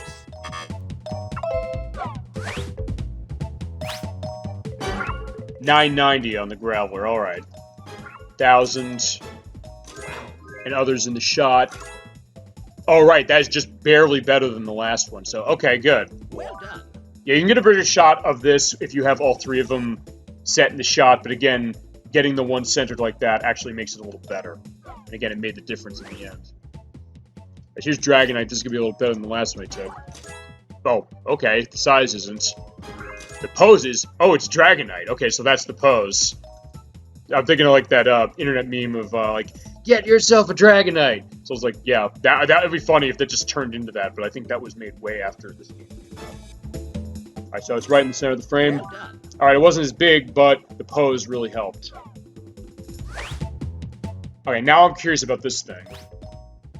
810 for the size, the pose I'm concerned about. Okay, the pose turned out good. It was this and the Dratini that really kind of surprised me that way, because I thought, oh, they're to the back of the camera, but apparently not. Well done. Alright, there's Magikarp looking to the sky. Oh. And here's the last of the Pokemon signs based on Dugtrio. Wonderful. The results are saved in the report. Alright, so let's go back. Now we have all the signs and all the Pokemon. We have one thing left to do. After looking at all these pictures, I noticed the signs were just like the constellations that were seen from Pokemon Island. That's the key to the mystery. Now it makes sense. It's the sky. Rainbow cloud floating in the sky is the secret course. Some of the clouds must have created the signs. Made a new path. This will be very important for the Pokemon research, so good luck. Alright, so with that, here's the last stage of the game. This is the Rainbow Cloud. There is only one Pokemon here, and we'll see which one it is. Also, I guess it's closer to getting to a boss battle, if we want to put it that way. Because we're just on a straight track. There's nothing going on here. And look, there's Mew, the rarest Pokemon. And how fitting, because I sometimes play Pokemon Go. I actually today finished the Mew quest. So I unlocked Mew in that game on the same night that I'm playing Pokemon Snap, and Mew's the last Pokemon. Now, here's how getting Mew works. You can't take a picture of him, because you take a picture of him like that, he reflects off the camera, and nothing happens. And Mew is also who we saw in the opening cutscene of this, by the way.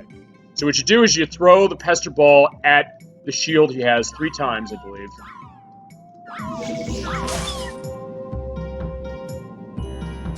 And it busts.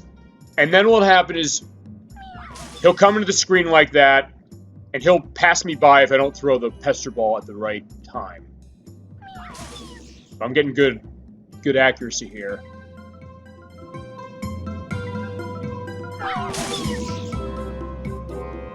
Yeah, this is where I screwed up when I did my, the tournament of this game. And how to get the shot of Mew. You can take the shot of Mew now, feasibly, but he'll be from behind and it'll be really bad. You have to throw the Pester Balls over him so that he'll look back. Or, actually, the better thing is you hit him with the Pester Ball and you keep doing that. If I can do it. Like that, like that, like that. And so he'll do that spin, and then he'll get into a pose like that, but he'll disappear after a few seconds of that pose, so that's how you get the shot, though. So you do have enough time to get Mew if you do what I just was doing. And again, when it gets back to its bubble, if you hit it, you only have to hit it 1 time. I guess they took this from Pokemon the first movie, which I think was out in Japan when this game came out. Because this game came out, I think, June 1999. The movie was November of 1990 in the US, but I think it was earlier for Japan. Like that. And Mew, by the way, this is the Pokemon that you can get the most points out of any Pokemon in the game. And that's the other thing you can do, because again, if you throw the Pester Ball behind him, and it's close enough to him but doesn't hit him, he'll look back and he'll, like, in confusion, like, what is that? But again, the way to get the points for him in particular is to hit him with the ball and get him into that spinning motion. But when he looks back, that also counts as him looking at the camera, so technically you can... Yeah, I hit start. That was a mistake. But yeah, we're at the end of the stage. Yeah, you have a little... That's where your time limit technically is. Basically, until you get to the end of the stage. But I already got some really good shots of you, so we're all set. You know what? I'll take the other one. Those. And with that, that is the last Pokemon in the game. Let Mew go. Because we got what we needed. Now we'll just see what we got as far as the shots.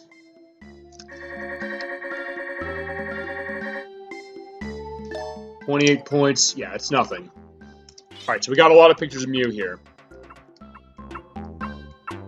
That's good. I'll hold this one for now. But I do want to go through the rest.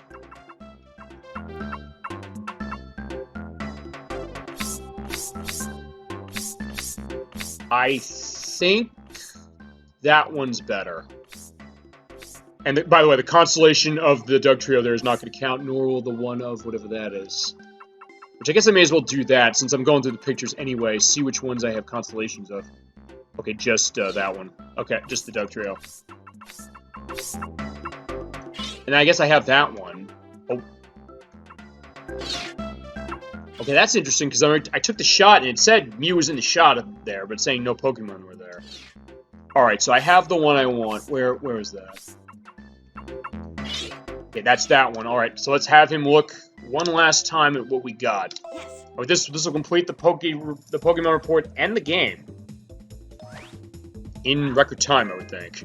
Well, not record time, I guess, if you're speedrunning, but for me, I thought this was going to be a 4-hour game. This turned out to be not even 3. Okay, so this is the rare Pokemon Mew, who is worth points on his own. It has a value of 2,500 points, the most special points you can get on any Pokemon in the game. Size is 500. That's not as good as I was going to expect. Perfect. The pose is perfect, though. Technique is 9,000. Yeah, the highest score from you is 10,000 if you get the size of 1,000. I didn't, but 9,000 is not too bad. Wonderful. All right, there we go. So there is Mew. Great. All right, so we have one last thing going. Welcome back. I completed the Pokemon report. There are 63 Pokemon in it, along with the signs. Zoggs is a genuine Pokemon photographer. Congratulations. I have nothing left to teach you. Listen to your instincts and click the shutter when you see something that looks cool. Pokemon research in this island seemed long at first, but went by really fast. Appreciate all your help. I'll see you later. See you. Oh, right, and save. Yeah, I didn't save at all playing this. Again, I'm running Wii U, so it doesn't matter. I can just do a save state. But you know what? Let's save that. And with that, we have the credits, and we are at the end of Pokemon Snap. And I believe it does take all the pictures that you had of all the Pokemon. Actually, this is going to be unique for me because I don't think I've actually completed this game with having the Pokemon report completed at the time I completed it.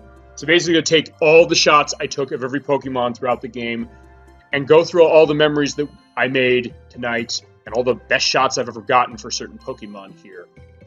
And I had a lot of fun doing this. This has been a really great experience to come back to this. There's one other thing I will show off. I'll show some of the albums and things quickly before we head off tonight. But yeah, I guess with this, I'll go into my final thoughts on this game. I love this game. This is a game that's one of the most unique games on the Nintendo 64, and Nintendo and HAL and Pax Softnica pulled it off pretty brilliantly.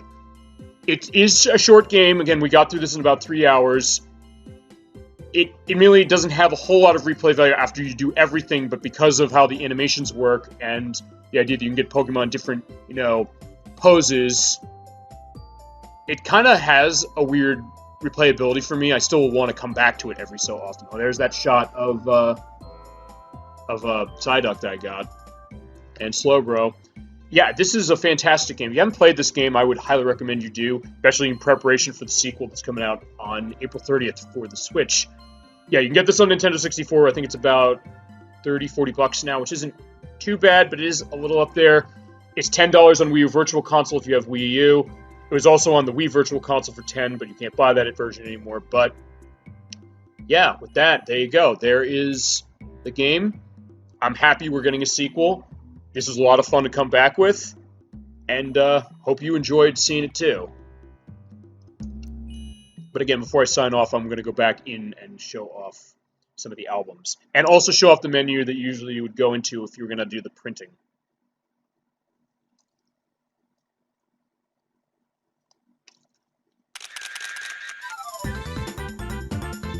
Also, let's go into the gallery. Alright, this is pick your 4 best shots. You can pull these out of the Pokemon report, you can pull them out of your personal album, and then you can arrange them in order, and then you can enlarge them. Basically to see how big they are, and actually, when you enlarge them like this, they do look a lot better. And it does look really sharp. And then you can also take away the menu there. And again, how this worked with the Snap Station, let's go into that, because there's a sixth option on this menu if you are at the Snap Station, which is print. Basically, you use the little smart cards that you were able to purchase. I think they were about $4. You put it into the unit, put the cartridge in the unit, or you play the game off of that and do that. And then you basically hit print, and they'll print them out onto sticker paper. They'll print out the 4 shots you have here in like 4x4 stickers. Like it gives you a sheet of 16, 4 for each of them. So with that, let's go through that. Let's take a look at some of these shots that I took, just to see like what are some of my favorite shots here. Not that one. All right, that Pikachu. Let's put that there.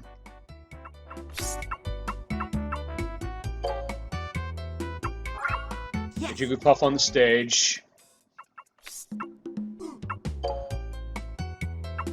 The Psyduck, because I've never gotten that shot before. And what was the other one that was the best shot I ever got of trying. It wasn't. Although Muck was perfect. Yeah, Muck was perfect. Kangaskhan was perfect.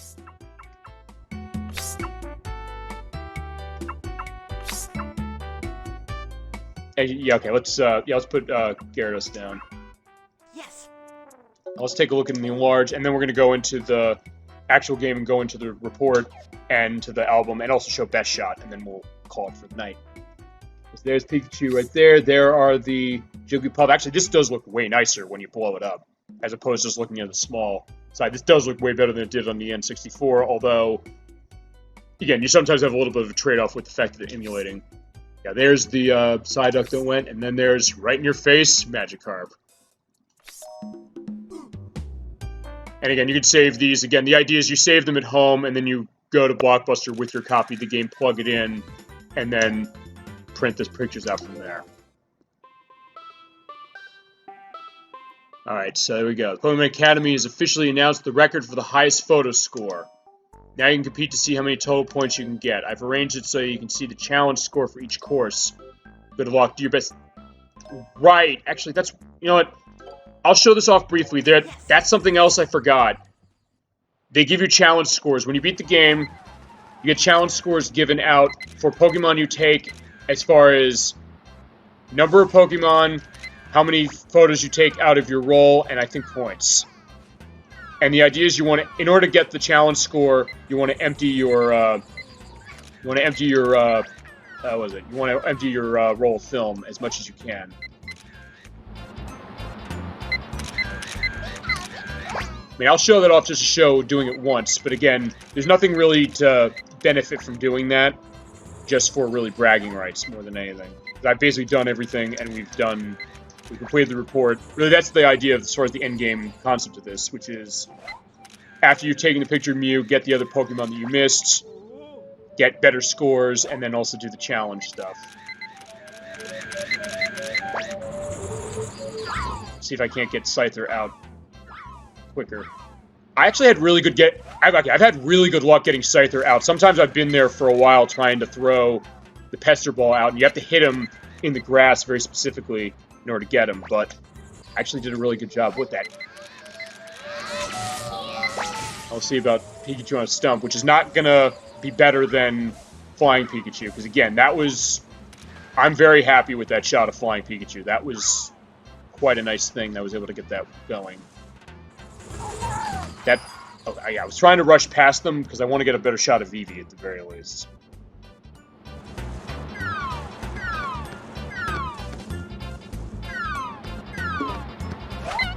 Alright, that'll work, sort of.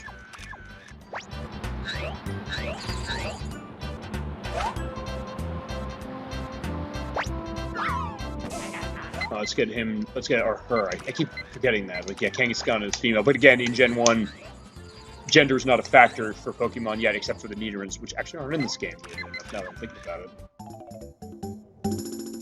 Okay, so that's out of film. And again, after it goes through that, it'll add a challenge score. I think it takes...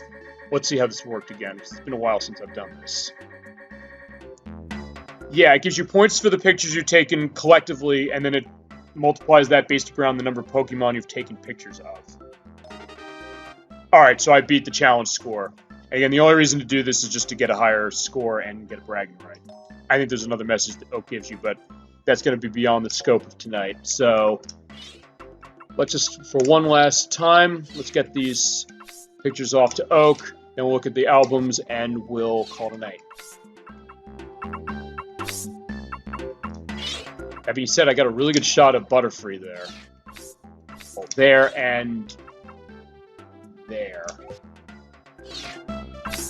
No, I'm going to take the other one. I'm going to take the big one. The wings are clipped off, but I do want to see that. Lapras is not going to be very good, but again, just because I have it. There's Snorlax wanting to give me a big hug. There's Meowth, who is dancing.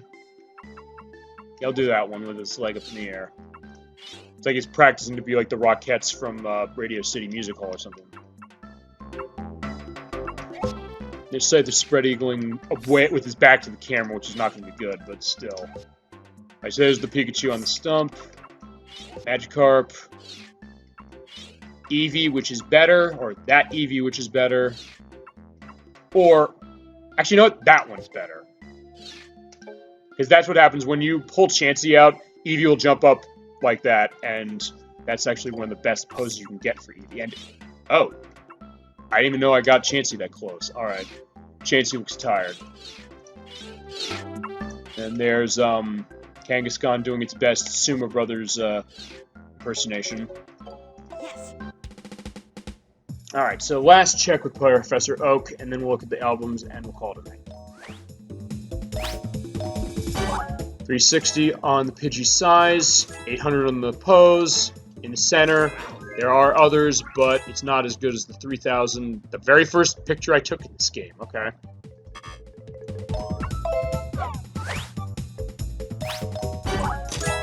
The duo's size is 410, its pose is 1000, and it's in the center of the frame, but again, it down on the ground with the X's for eyes is better. Butterfree, yeah, 680, okay, that was a good choice to take that one. 350, technique is double, but again, not as good as the last. That's way too far. But again, the idea of Lapras is that you're supposed to take the pictures of it in the distance. As you keep doing that, you'll get to the bigger one that's on the left. 200, yeah. You were close. Snorlax, okay, 700, so we're in good shape there. Pose, not as good with the pose. Alright, so, not as good. Meowth, I don't think that's going to top this one. 300. The dancing helped, but not enough. Yeah, because I think dancing Meowth, or Meowth dancing like that, is the one that gets the most points. As far as the pose is concerned. Scyther's too far away and it's to my back. 220, yeah. You were close. Wow. Alright, that's Pikachu on a stump. 350, 1300. Technique. Wow. An extra Pikachu in there. Yeah, you can't... I think the highest number of points you can get on this is... I think it's 7,000. Because I don't think you can get the size to 1,000 for this. Even with the other Pikachu up there. But, yeah, again, the one I got on Articuno turned out great. Again, I am ecstatic that I got that shot. Because, again, I've been playing this game for 21 years. I've always tried to get the Flying Pikachu, and I've never gotten it this way before, so... Yeah, history was made tonight, and I really like that. Magikarp, 320 size. Pose was better than the last one, Great. but it's not in the center of the frame. And lastly, we have Eevee. The size is better than it's been. The pose is good. Great. Oh, it's not in the center of the frame. It is just off. Oh man, I hate when that happens. It would have been perfect. It would have been better than my last one. There's Chansey up close and personal. 910. The pose is 900.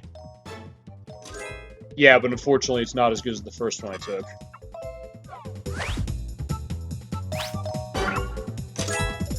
Alright, so actually this is going to be pretty close as far as the Kangaskhan, but again the pose is the real challenge here. 1,000. The angry shot's pretty cool. Technique. Alright, so that's the perfect shot I can get without the dancing. The dancing is where Kangaskhan gets the most points from. So yeah, I was actually pretty close, and this is the perfect shot if I didn't do the dancing, so there you go. But, yeah, this is the one we're going to want to use. The report is complete, isn't it? Yep. Yeah, he'll keep saying that when you keep playing now. Welcome back. Alright, so with that, we're going to go 2 places. We're going to go on the Pokemon report again. So we have the 63 kinds of Pokemon, the 6 signs, the report score, which again, basically what that does is it takes all the points you get for each individual Pokemon and it adds them up. So you can go through as far as the numbers. Well, again, they do have the Dex number as far as what they are for Gen 1, but again, you're going to see some gaps in there, because again, there's only 63. So there's Mew, Dragonite, Dratini, Moltres, Zapdos, Articuno, Snorlax, Porygon, Eevee, Ditto, Lapras, Gyarados, Magmar, Electabuzz, Jinx, Scyther, Starmie, Staryu, Goldeen, Kangaskhan, Chansey, May as well go through all of them just to remind you who's in this. Coughing, Electrode, Haunter, Cloyster, Shelder, Muck, Grimer, Doduo, Magneton, Magnemite, Slowbro, Slowpoke, Rapidash, Graveler, Geodude, Victory Bell, Weeping Bell, Poliwag, Arcanine, Growlithe, Mankey, Psyduck, Meowth, Dugtrio, Diglett, Vileplume, Zubat, Jigglypuff, Vulpix, Sandslash, Sandshrew, Pikachu, Pidgey, Kakuna, Butterfree, Metapod, Squirtle, Charizard, Charmeleon, Charmander, and Bulbasaur. And again, they'll also show you, like, they'll lay out how your scores were based on special points if you have anything for that. Sizing, posing, and then technique is that's nice. That's when it's in the center of the frame. And also same Pokemon when you have a situation like that. Actually, let's go to Pikachu as well, because then that's also your special aspect, because there's your special shot points there of 2,000. And there's one last thing we can show off for the Pokemon report at least, which is you can rearrange this based around the Pokemon number, A to Z, the course it appeared on, or where you took it, and also your score. And then lastly here is, well, the Pokemon signs, which we have. And it actually does go into what they are. Is amazing a simple rock like this turned out to be a Pokemon sign. Look at this angle, looks like, okay, it was Kingler, it wasn't Krabby. I thought it was Kingler, but I wasn't sure. So that's Kingler Rock. This is Pinsir, as you mentioned. It was very clever of you to activate the generator with Zapdos' electric shock. The shadow looks like Pinsir. I'll call it the Pinsir Shadow. So I hit the volcano with the Pester Ball. The smoke looks like a coughing, so coughing smoke. Tree was dim because of Vileplume's powder, but because it's gone, now it looks like a Cubone. So that's Cubone Tree. Had no idea what this is about until I saw the picture come out. Looks like a Mewtwo, so it's the constellation of Mewtwo. And lastly is the Pokemon sign, which is Dugtrio Mountain, or Mount Dugtrio. And then the last shot is here, Best Shot, where it plays this really nice Calypso music. And that shows you the information about the best shot, which is always going to be Mew, unless you get perfect on that shot with Pikachu, and you don't do very well as far as a Mew shot. But again, Mew shots, this is the highest scored Pokemon you can get in the game. I was just only off by 1,000. So yeah, if you want to be the Pokemon Snap expert, that's where you want to go, going after Mew. Followed by Flying Pikachu. Alright, so one last thing we're going to show off, and then we're going to call it a night, is the Pokemon album. Where you get the nice Pokemon lullaby style thing, and basically you can just save any picture that you take, even if you don't show it to Oak, and put it in here. The only one I saved was the Rapidash giving me the look like that. You can also put a comment in on anything. You can say whatever you want and put notes on them, if you so desire. But, yeah, you know what, let's end this off with how we started. So this is going to be the end of Super Old Game Saturday for tonight. And you can also do a check as far as who took it, who took it, where it took, and then the focus. So, with that, there you go. So, I had a good time playing Pokemon Snap. I hope you had a good time watching. I know that apparently you're saying that Twitch is having problems tonight. So, not much I can do about that, but again, what I'm going to do is this stream will save. I'll try and put this up. Again, I'll have to try and figure out what I'm going to do as far as stuff with comments, because, again, I read the comments out, I read the questions I get, but sometimes they don't always appear, or the way I read them out doesn't always enunciate properly, so I'll either try to do that more or better, or try and see if I can do something from the stream where it'll pull the comments in, but I don't know how to do that. I'll have to look into that. But we're not going to go into that for now. But as we go along, like I said, that was Pokemon Snap. I had a great time. Hope you did too. If you haven't played this game, I'd recommend it. And I'm definitely buying the sequel when it comes out in 2 months. I definitely want to show Nintendo that, yeah, this is where I want to have, their support. Like, I guess I never really got into much of those Pokemon spin-offs, really, except really at the beginning, which is that the Pokemon spin-offs have been really hit and miss, and that's being generous, but this is one of the first spin-offs we got for it, along with Pokemon Pinball and the Game Boy Color, and they nailed it with this one. I mean, it's just one of those things that it's a great game that leaves you wanting more, which is disappointing in that you wish there was more of it, but at the same time, it's so good, that's why you want more of it, and 21 years later, we're getting more, and I'm looking forward to being able to do that, and I'll be here when that game comes out to tell you about it. I don't know if I'm going to show the game off right away, but I'll definitely mention that, oh, I got this game, and whether it's good or not. So, we'll do that in that time. In the meantime, lag is minor, not my fault. Yeah, it's not, I mean, but at the same time, sometimes I put a damper on things. Sometimes it's a situation where you sometimes lose kind of a, connection that way, or you're thinking, I'm liking what I'm seeing, but I'm feeling like I'm missing something. I'll take a look as far as the raw footage on this, and again, what happens is when it takes the raw, it does take all of the comments coming out of me, and I'll be talking about the comments that are coming from you guys. So that will be covered. And actually, I did like going back on the Knuckles Chaotix playthrough last week for that. But, yeah, so, as I said, hopefully next week will be better as far as that. Hopefully I had a good time tonight. Yeah, just have to refresh. I mean, it's been better for me, so at least there's that. Because sometimes, like, it's gone down as far as stream for me, and I've restarted. But that hasn't happened in a while. But, yeah, so with that, that's going to call it for Super Old Game Saturday tonight. Next week, I'll be back with a request from you, Protorova. Thank you for this one. It is Pitfall: The Mayan Adventure from Activision. We're playing the Sega CD version, which is not the version that most people tend to have played, but it is the best version that you can get for an amount of money that isn't insane, as I'll go into as we play that. I'm going to have to do a little bit of practicing on that game because I played it sort of growing up, not a lot, but again, I'll get into that more next week, but I do want to play a little bit of it to get a sense of what I'm doing. Also, I will say this, is that I will try to finish that game next week. If I run into a situation where I get towards the end of the game and I get a game over, there are cheat codes for unlimited continues and like extra lives. I might use at least the unlimited continues one, if nothing else. I don't have shame for that. As far as something like that, want to watch your practice? I mean, as I said, I'm gonna do it. I'll probably just do what I usually do, which is off screen. Sometimes what I'll do is I'll just set the game up. I'll just play it a bit. So actually, that helps because going into that, I guess when I played Animaniacs' channel, I did that, or the Super Nintendo Animaniacs, I should say. I played it, and I was just to practice to that, and actually it helped me just playing it myself on my own.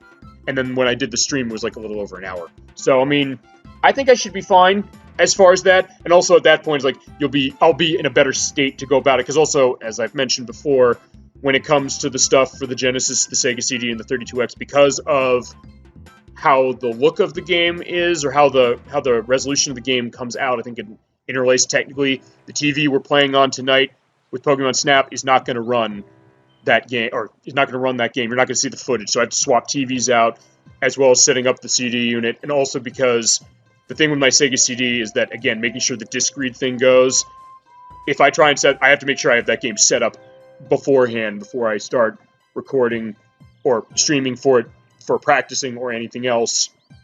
So, as I said, I'll do that, again, in my time. When I get time, I'll probably maybe do some tomorrow or during the week when I get some time away that I'm able to put away to that, because I do want to at least have a little bit of competency to it. And again, in a lot of cases, it might be your guys' experience if you played it, or for people I know who have played it, and then also my experience with this version, which again is a little different from how it was on the Genesis and the Super Nintendo and the other systems. But again, we'll get to that next week, and then I guess let's go into the rest of my schedule right now for that, which is next week is Pitfall. Week after that, we're going to be finishing off Metal Gear Solid, and I promise we will finish that off. The disc 2 is all set, pristine, and we'll be able to go through that game, because I've had a lot of fun playing that one in particular, and a lot of fun, mixing it up with all of you watching on it. Then the week after that is March's entry of Super Sonic Game Saturday. I'm surprised it's already March, or almost March, I should say. So we're going to be doing Sonic the Fighters and both versions of Dr. Robotnik's Mean Bean Machine. The week after that, we are doing Slam City with Scottie Pippen. Trust me, you do not want to miss that one. That game is... Okay, by the way, the screen just went, whatever.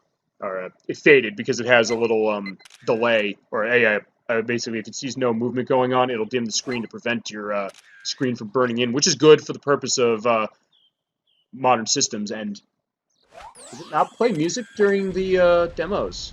I did not remember that. Okay, but anyway, we're doing... Okay, So after Slam City with Scottie Pippen, which is just going to be showing off that game and showing off about that, that is not going to be a competency run. Let me tell you that. That's going to be a what the hell is this game, and it's real. And I'm going to expect peanut gallery comments on that game. I'm going to expect snark all over the place.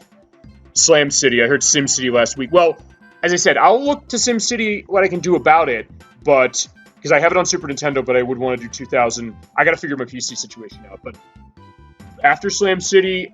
The week after that, I'm going to do... Edwok requested this one. He wanted Sakata Mari Damacy. We're going to do... I bought the reroll version for the Xbox One. We're going to play that one.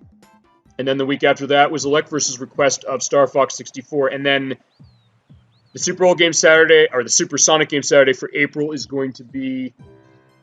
I'm going to give you a hint. It's going to tie into Star Fox 64. I'll explain what that is when... I'll reveal what that game is a little more when we do the next one for Sonic Fighters and Mean Bean Machine. But, yeah, I'm already preparing for that. And then as far as the rest of April, again, I haven't really thought too much, but definitely got some other stuff. And again, new Pokemon Snap's coming out in April, but again, I'm not going to play that one right away. I'll mention it when I play something else. And I guess the next time I come back to Pokemon in general, I do want to do Gen 1 at some point. But I don't know if maybe that's going to be something because of the length of it that I'll do that either later in the year or I might make that my project for next year. Plenty of snark for both of us. Plenty of smart for every one of us because that Slam City is going to be an interesting one for that. You're not going to believe that one. You're not going to want to miss that. Trust me. I mean, I don't even think I've actually said that often. Oh, yeah, you don't want to miss this show. You're not going to want to miss that one just because... Yeah, that game is an experience.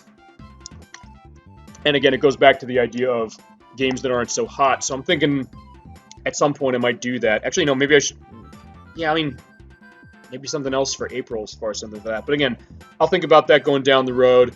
I've got a lot of opportunities and a lot of ideas of things I want to do. I will try and look into what I'm going to do for saving these streams a bit more. I'll try and see if I can give you guys an update on that next week. You see, like, how I want to go about that, and I guess start archiving some of the ones I've got, including this one, including Knuckles Calyx. I definitely want to go back to that one and point that out, and then also with like Sonic CD. Actually, all the Super Sonic Game Saturday stuff, that's been great, and Metal Gear Solid. Actually, I'll put up the Metal Gear Solid parts, both of them. I'll figure it out before I do Metal Gear Solid for the third time, because if you want to refresh, we can go back and you can go back and see what we did and what happened. And never forget having to fix Disc 2 live on the air. That was definitely an experience I'm not going to forget. And in a certain way, like all of these games I'm playing, I'm definitely having a good time, playing them, showing them off to you, mixing them up with everybody, hearing your memories with these games, hearing your confusion or intrigue or whatever on it.